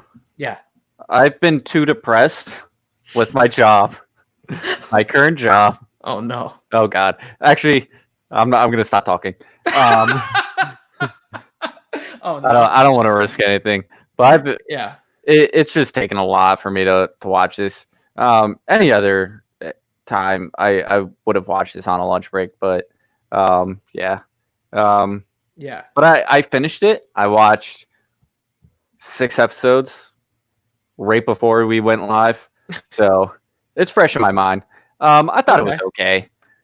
Yeah, it was just okay. I thought it was okay. It's pretty silly. Yeah. For those who didn't watch it, for those who haven't signed up for their Quibi trial, The Stranger, again starring Dane DeHaan and Maika Monroe, is about Maika Monroe plays like a new Uber driver who just moved to LA, the West Coast. She doesn't know anybody out there. She picks up Dane DeHaan's character to drive him to the airport. And right away, within our first Quibi, within our first bite, we learn that he's not who he presents himself to be. And he's a very creepy man, which, I mean, could you imagine that they cast Dane DeHaan as a creepy man? I mean, I fucking hated him in this. And like, he just needs to pick his roles better. Because he was so good in this Amazon original series called 000. Oh, he's in that. It's true, yeah. Yeah, and he's so good in it. He doesn't play like a hero or a villain. He plays this person that's in the gray, like, middle region of the the drug trafficking world. And he's in this gray moral area, and he played it so well. But then he goes over the top with something like this, and I'm just like rolling my eyes every time he comes up on screen and laughs and says some dumb shit. I'm like, ugh. Yeah. And that says a lot because the episodes are at most only 9 minutes. Yeah. Which I think if you add them all up, it pretty much is a feature film. It pretty much, I think, if you watch all of them, I think it adds up to be about a little bit less than 90 minutes. Really? I'd say. Because it was 13 episodes. Oh, yeah, I guess that would be. They're about roughly 10 minutes apiece. Which is also the other thing. It's like, why wouldn't you just make this a movie? Like, yeah. Well, it's interesting. So that article I was mentioning with Vulture, it's been kind of revealed that a lot of stuff that's on Quibi right now, which to their credit, they're giving these huge budgets and getting these huge name actors. They're pouring millions of dollars into this service. But a lot of what's on Quibi right now is apparently stuff that has been shopped around to studios and networks for years, and they keep passing on. And Quibi's like, let us have it. You want to get this shit made? Boom, blank check. We're just going to keep making all this stuff. And it was an interesting article because Quibi's being run by a lot of older older writer, I don't write, but producers. And the implication seemed to be that they were kind of out of touch with what modern audiences are actually looking for in their not just in the content, but in how they consume it. And I'm just skeptical that, okay, let's say we get to go to the ideal timeline where this pandemic never happened and Quibi gets its ideal launch. I still wonder how successful would it have been. I don't know, because it seems like maybe their mind for the content that they're producing is a little out of touch. Hopefully that would change, because it sounds like they're making some cool horror stuff. I will say making it a mobile-only platform was very questionable. Yeah, and of course they weren't thinking about this whole situation beforehand. But even then, like, people are at home, and they just want quick bites of something. They want a quick Quibi bite. Making a Roku, Fire Stick, Apple TV friendly app for Quibi, you could have done it. I agree. And you could have pushed it out by now. Yeah. Like, when you heard people are going to be locked down, they could have made a platform for at home on TV. Yeah, it's true. Because I've been watching that kind of, like I said, what I think how they thought this would be consumed is in those weird between moments, which is also strange to make content for your between moments. It's because for me, it's I can go pull up a YouTube, or kids are going to open up TikTok, or you're going to read Twitter for those 6 minutes you have free or whatever it is. I don't know if I'm going to seek out Quibi content. And I'm not going to, even then, I'm not going to watch something like The Stranger probably on my lunch break. I might watch, Reno 911, which is on Quibi. I might watch something like that. Something that doesn't have a before, a beginning, middle, and end. Yeah. Yeah, it's kind of intense. A thorough narrative. I'm probably not going to watch something like that. Yeah. I was doing what you had mentioned earlier, which was holding the phone up and doing this. Yeah, right? You do that because it's music. Oh, fuck. That is their best feature on that app. Is how it is so seamless. Flawless. Yeah. Yeah, it is amusing to watch it happen, but it also, sort of the other end, is it totally informs the cinematography, and that every shot, all the vital information has to be centered. Yeah. So you got no rule of thirds on your Quibis. It's you can't do something innovative like Mr. Robot. Yeah, and I would say everything happening center of frame could be different and innovative, but it's coming out of necessity rather from an artistic place, unfortunately. Yes. If you were no, I'm going to break the rule of thirds in every shot in the whole thing, and all your vital information is right down the middle, and I have a whole reason for that, other than, you could watch it like this, though, know? Which is I would never want to watch it like this, except when I'm just being amused by doing this during The Stranger. And when I finished it, I was at home. I wasn't watching it at work or out and about somewhere. So I was I thought to myself, I was surely I'll be able to pull this up on my laptop. I know they're not streaming on device. I was surely I'll be able to log into the website with my account and just watch it on the website. And you can't even do that. I guess they have to you can do Chromecast, or you can project it to your Apple TV or something, but I don't have those setups. You mean I can't log into my account on my computer and just watch it? I'm not gonna do that in bed, because then I have to just keep it up on my phone, and then I'm killing my phone's battery. I'm using a shit ton of Wi-Fi. It's just fucking annoying. I'm not gonna do that. Yeah. I think maybe their entire philosophy going into this was a little ill-informed and a little misunderstood.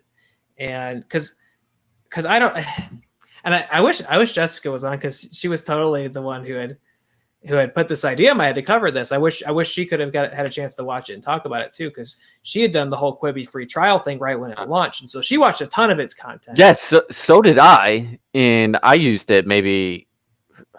I can't even remember all what I watched. I watched a couple things, and I was just fuck this. Well, and then I had to get it again because my trial was already up. I did the 90 days free. Yeah. I'm past the 90 days. You got that cash for the Quibi. And I can't do a different email address because it's on my fucking phone. Ah, they got you. They got you that part. They figured that part out. But yeah, no, because she had that huge trial. And then when it came down to it, I think she had said like, "Oh, am I gonna re-up for the $7 a month?" And she was like, "No." So even after 90 days of sitting with it and experiencing it for free, I still don't think she was convinced to keep it for a couple bucks at the end of the month. So yeah, I don't know if Quibi's long for this world, but they're greenlighting some cool stuff. So I kind of hope they figure it out. I mean, the anthology could work because it's not like presumably every episode is going to be its own story. Yeah. So you don't have to worry about following this episode to episode. So that could be cool. Yeah. I don't know what Blumhouse is going to do, but something like The Stranger, like it didn't grab my attention. I thought it was just okay, and it's not something that I would, like it didn't make me like want to be like, oh, I can't wait for this next episode. Like I can't wait for my next break. Yeah, it's very silly. It's very Even silly. The ending is so just literal, like leaving him to the wolves. Yeah, and you know what? There's a lot of stuff I got caught up on. Like there was mention that Maika's character had some sort of traumatic episode earlier in her life and had misled people. Like her mom mentions that on a phone call. So I was like, oh. Immediately, it's in her head, right? I was like, it's pretty obvious then that they're setting up that this dude's a delusion. But I was totally buying that he was a delusion because the shit he was doing was so impossible. Yeah. This guy's got like stalker psychic powers. And then it's just revealed that he's like an incel. He's just like an uber incel who can hack into any device. For me, you know what? We talked about Mr. Robot earlier. Mr. Robot, I love for a lot of reasons, but one is how it realistically depicts technology and computer hacking. They used actual they were smart about it. They're like, we're gonna talk to actual hackers and make this as realistic as possible. Yeah, this one of these Quibis opens up with a classic Hollywood tech line of the cop going, I don't know how he did it, but he hacked our mainframe. I was just like, come on, you're not going to do 5 minutes of research to come up with a better line than he hacked our mainframe. Just silly shit like that is what pulls the curtain down for me and totally takes me out of it. And my immersion level was already low because I'm watching this at my desk while I'm chowing down some Taco Bell for 30 minutes. You know what I mean? So like, I already couldn't get that immersed, but it was very goofy. Like as far as on a production level, like it looked nice. Yeah. You could tell it wasn't a cheap production. It looked nice. Maika's fine in it. Dane DeHaan's just kind of doing the Dane DeHaan thing, which can work, but the writing was not good enough it was so silly, he was just so silly. It was eye-rollingly silly. Yeah. And like you said, by the way, so they were in that subway tram and some wolves walk up and she calls them coyotes, but I'm like, those look like some big ass wolves to me. And so I was like, do wolves just roam the sewers of Los Angeles? Like, does that happen? Oh, they do. And I don't know. And then at the end, I guess there's some catharsis because I did enjoy finally seeing her just like punk out the super incel character whose motivation is like, I have these algorithms that I can predict your behavior and all that. It was just like, somehow her dog summons coyotes to kill him. Yeah. What? I don't know. It was just, I don't know. It just didn't do much. Like if I saw this, if you took out the quibbiness of it and I just watched this as a movie, I don't think I would have been any more intrigued by it anyway. So it's probably not the best first impression of Quibi. Maybe their other stuff they do lends itself a lot more to the format. Like you said, maybe the Reno 911 stuff or like the Chrissy Teigen thing or the Anna Kendrick show. Maybe like more light content is better. Maybe that's more serialized and isn't a continuous drama narrative. I still got the account, so maybe I'll peek in on the Sam Raimi thing. Yeah, I might do that. And I mean, I feel like I'm definitely coming back to see what's going on with Blumhouse. Yeah, I trust Blum. And there's no way I'm not watching this Junji Ito thing because I love Junji Ito. I love that book. I guess it's more of a question: is Quibi going to survive long enough for all that stuff to exist on it? But maybe that's their play, like horror stuff. They're like, we got to find this niche audience. Okay, this didn't play as broad as we thought. Get rid of this drama stuff. Just do straight hard horror. Put like scary, like quick scares, not thrillers, not like dramas, just spooks. Put the barge people on Quibi. For 5 minutes, I don't think I would be able to stomach that. But yeah, something like the barge people, or something like that. And then comedy, like those two things, people can take in like small amounts. These bite-sized quibbies, like those are the only two genres that you would be able that should be on that streaming platform. Is straight up horror, straight up jump scares, like scary, like even psychological horror, like could work. Like these creepypasta stories that you can make into like a 10-minute short. That's a good point. Yeah. Like stuff like that. And then comedy, like the Chrissy Teigen, Reno 911, Kevin Hart has something coming out. Like just do one, like the two ends of the spectrum. Just do those. Yeah. And to kind of close my thoughts on it, Quibi's been kind of the butt of the joke, I think, since it happened. A lot of rightfully so. A lot of filmmakers, critics, like film Twitter personalities, Letterboxd, all that. I've seen everybody just kind of making fun of Quibi. And look, I have no invested interest in Quibi failing, because I think the idea of a new platform that is greenlighting original content with a ton of money and putting big stars in it and trying to get people to see that stuff is cool. I think that is cool. I think they just have to reckon with the format a little bit and the approach, and they definitely got to make it so you don't have to watch it on the phone. They definitely have to get rid of that gimmick quick, because I would have enjoyed watching this more. Even just I probably would have sat down and watched it all in one sitting. I mean, you're telling me that HBO can throw money at vinyl and 3 seasons of The Deuce, but can't do like a quick 8 episodes of The Stranger? Yeah. Or like even like a 6-episode run. Like you can't be like, hey, we'll give you a little bit of money for this. Stranger might have been pitched to them, it sounds like. I don't know. But that's my point. Like HBO can fucking throw money at vinyl, but doesn't want to do something like this. That's a pull. You didn't like vinyl, it sounds like. Dude, vinyl fucking sucks. Let's move on to body cam. Yeah. Stranger didn't do much for me, but I won't give up on Quibi. I won't give up on Quibi if they can give me some good stuff. I'm trying to think of something from. That's how unmemorable this was. How many mainframes out of 5 mainframes did it hack? Yeah. 2. All right. How about you? 1.5 mainframes. Yeah.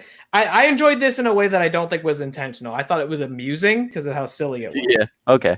But I was not heart racing, edge in my seat, need to see if Maika makes that out of this one. You know what I mean? Honestly, this was I can't wait to be done with this. A little bit. I mean, it was worth. I'm glad we dipped our toes into the quiz. Yeah, because who knows what else is on there. We've discovered some other things that we might be able to talk about. So, yeah. We look at all things horror on this show, and this includes those quick bites. And it also includes our final review film for the evening, a movie called Body Cam. That one's available on VOD everywhere. It is about a police officer and her partner, one played by Mary J. Blige, the other by Nat Wolff, going through their day-to-day after the sudden and tragic and controversial murder of a child in their town, or of a teenager in their town or their city. And during all the extra pressure and exposure this is putting on their police department, they're seemingly being haunted, pursued by some sort of ghost. That's about the best way I could set it up, I suppose. We thought this would be, this came out, this is a new release film. We thought it'd be interesting to look at this year in respect to current events, in respect to our conversation we had about social commentary and horror, in respect to the idea of our police shows and movies and dramas perhaps irresponsibly representing police officers as altruistic heroes, unequivocally across the board? Is that set unreasonable expectations? The phrase, propaganda has been coined in recent weeks and months. So we thought this could be an interesting movie to look at, obviously about police officers, but this comes from a Black director, obviously Mary J. Blige in the starring role. So it feels like it's reckoning with these things and is not perhaps just contributing to what we're talking about. So thought it could be interesting to look at. That said, Connor, what did you think of? Oh, God damn it. I was going to see what you thought about. You want me to go first? I'll go. Okay. I thought it was okay. Yeah. Yeah. It was just... It's kind of a bummer. This episode, I feel like for the first time, we have two things that we didn't really like. Yeah. I just thought it was okay. I didn't think the acting was particularly good. I did not care about a single character. Yeah. I really did not care about what happened to any of them. Yeah. When Nat Wolf? Yeah, so I remember last episode I'd set it up thinking it was Alex Wolf, but then when I was watching this, the opening title said Nat Wolf. So it's that one. When spoilers, when he bites the dust, I was just like, all right. Yeah, it's very anticlimactic. I was just like, whatever. I don't really care. I didn't care about anything Mary J. Blige was doing. I just did not care. It was too bad because I think it's one of those things where the ideas behind the idea is so cool. The opening setup is so cool. Yeah. And then everything that comes after it is just... Yeah, it's... The execution of it just isn't working out, because it's so of its time, and the idea of mixing not just horror with current events and police brutality and racial violence and systemic racism, mixing all those up with not just a horror movie, but a paranormal horror movie, a ghost movie. It's like, okay, that's what hooked me was the trailer. I was like, this looks different. Yeah. Like not just one cop, but the entire police department is haunted by a ghost. Yeah. Across town. I was like, this is nuts. I've never seen anything like this. So I was like, yeah, let's give this a shot. This looks fascinating. And then once you actually see the film in practice, I mean, even they kind of put those ideas that you kind of open up with into the back seat until the very end. Yeah. It's like the beginning has something to say and the ending has something to say. Everything in between doesn't have a whole lot to say, and it's just like a ghost movie over here. Ooh, and ghost stuff that you just don't care about. Yeah, you're like, why do I care about this? It's too bad. I really would have loved for this movie to be great. I really wanted it to because I loved the trailer, and I thought it was going to be really good. I think some scenes were effective, like you said, the opening scene, the cop pulling the woman over and then getting yanked off into the darkness. Yeah, in the hallway scene. That was good. That was effective. I liked the convenience store scene even just because. Yeah, that's true. How strange it was out there. Yeah, that was good. There's some good tension in that, and just it was just so strange, because it's so not where you'd see this kind of story. And that's what sucks because like the whole of it makes me forget about those little bits that are really good. Like you said, the convenience store. Completely forgot about that. Yeah, probably the best scene in the movie. Yeah, and I forgot about it because I'm thinking about the movie as a whole, and I'm like, I did not really like it. Yeah. But I did really like the opening scene, the convenience store scene, and that hallway scene, and I forgot about 2 of the 3 of those. Yeah. Because like just the whole thing just left me with a little bit of a sour taste. Yeah. And I think maybe it has a lot to do because I agree the performances didn't compel me much, and I wondered if that was because of the actors or if that was because of the script. Because I think the best scenes, now that I'm thinking about it, seem to be the scenes that aren't reliant on the dialogue at all. Yeah, they're just action and the actual filmmaking of it. And that convenience store, it has no main characters in it, save for I guess the ghost and the mother of the ghost. Yeah. Because that scene was great, good tension, and just just the events of what's happening are so weird. A ghost in a convenience store attacking two police officers and two potentially would be, I don't know if they're robbers, but they're definitely antagonizing the convenience store and messing it up, and they have weapons on them. So a weird mix of like crime drama with supernatural horror.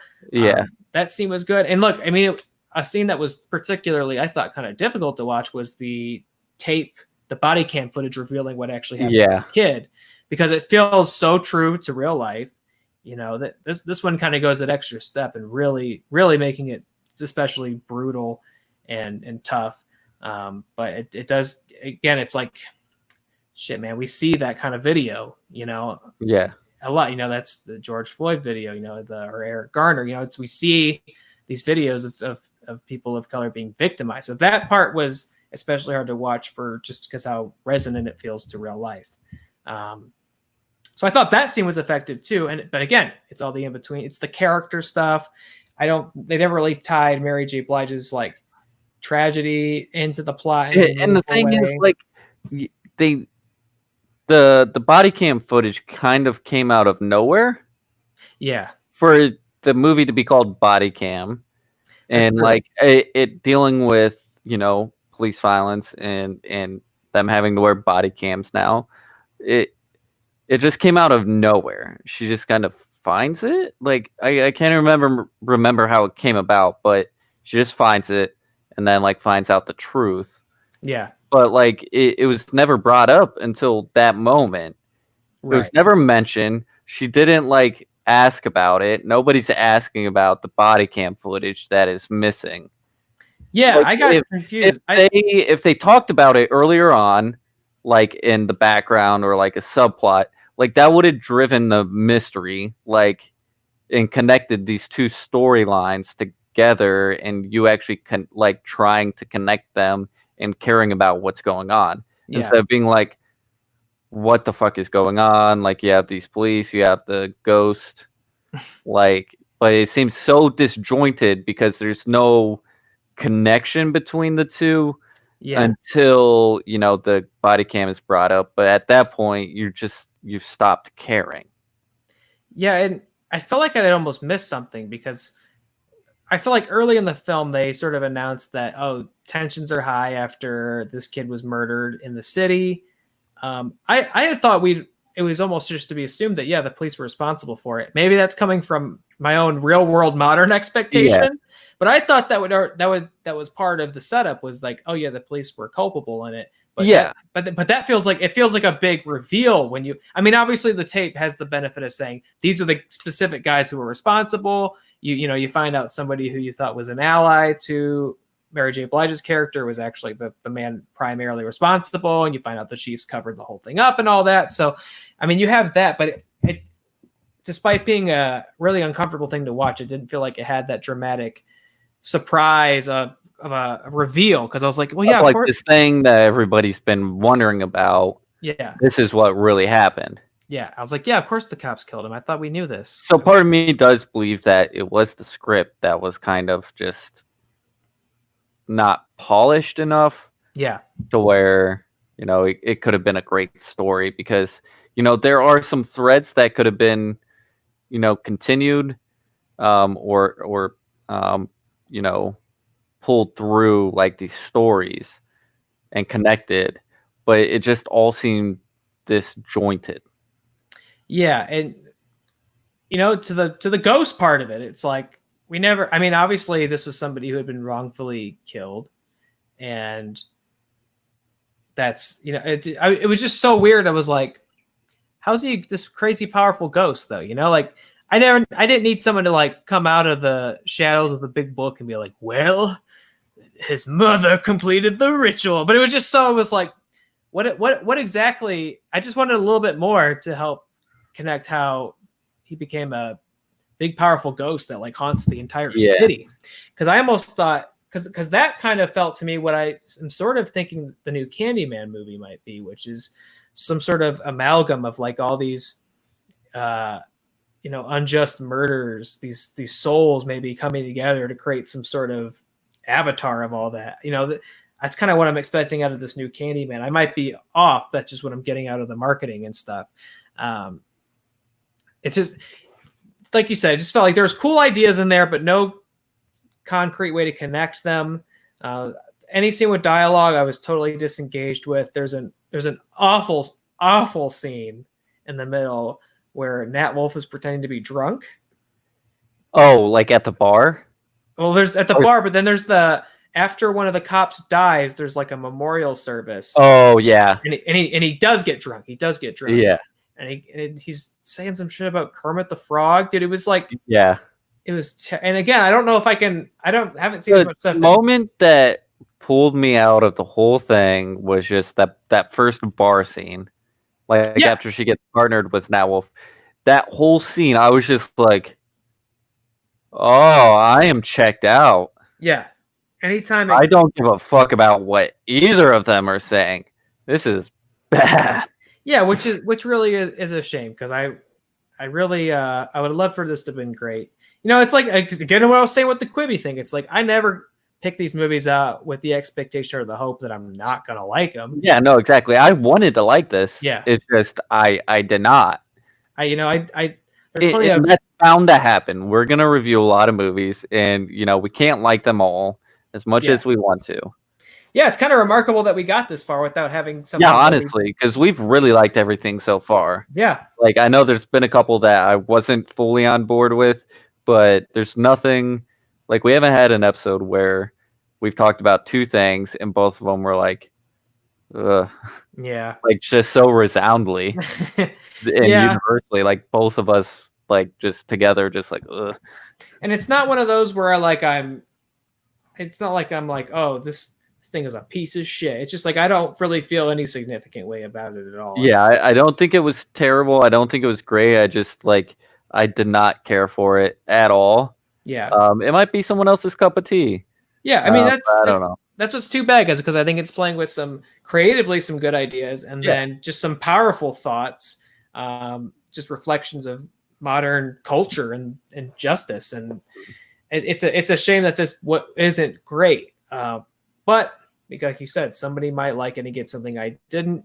I think there's some good scenes in it, but overall, whenever the movie is two established characters talking to each other, I don't care about it, unfortunately. So yeah, there's just needed maybe a second draft or another rewrite or something, and it would have been a little better off for it. But how many Kermit the Frogs do you give this? Yeah, again, I might go 2 Kermits. Going again, 1.5. 1.5. I like those isolated scenes enough. Those isolated scenes are good, but as a whole, I just was not into it. Was not connecting to it. Those scenes would grab my attention, and then when it got right back to the two main characters, like, what are we gonna do now? I'm just like, I'm checked back out. I'm fucking brain dead watching this. Don't call me till the roaches come out of the drawer. Yeah. So it is what it is. We got to our first lukewarm reaction. Unfortunately, it was bound to happen. Next week sounds more promising. What are we reviewing next week? So next week we are taking a journey for the first time to Hulu's exclusive Into the Dark series with Blumhouse. We're going to be reviewing Good Boy, which was the Into the Dark film that came out last month, which is about Judy Greer, of course, buying or adopting a therapy dog who murders everyone who brings stress and discomfort to her life. And then we will also be looking at this month's Into the Dark, which is called The Current Occupant, which is about a man waking up in a mental ward and being under the potential delusion that he might also be the president of the United States, or maybe he actually is. We don't know. We're going to have to watch the film first to find out. So we're going to check out both of those and come back here next week, of course. Anything else before I start plugging away here? Thank you for watching and listening. If you're listening at home, here comes the plug. Another date. Here comes the plug master. Beyond watching next Thursday, make sure, if you haven't already, to find us on audio platforms. Again, iTunes, Spotify, and SoundCloud. We are newly added up there. This includes all of the live broadcasts we've started, during all this quarantine stuff. This includes everything on there. also everything on Who Are They? So you get all the old reviews that have happened on this channel. You can go all the way back to the very first episode on this channel and listen to that. You could even go back if you were so inclined to listen to the two very rare original episodes of Really Scared, which are just me chilling in this room talking alone. I went back and listened to a little bit of one of them. Not as bad as I thought it would be. Oh, I enjoyed them. I listened to them. Thank you. Not as bad as I remembered. That's what made me so on board to restart this with you, is because I we're both fans of horror, and I loved those first 2 episodes, and I was like, shit, Awesome.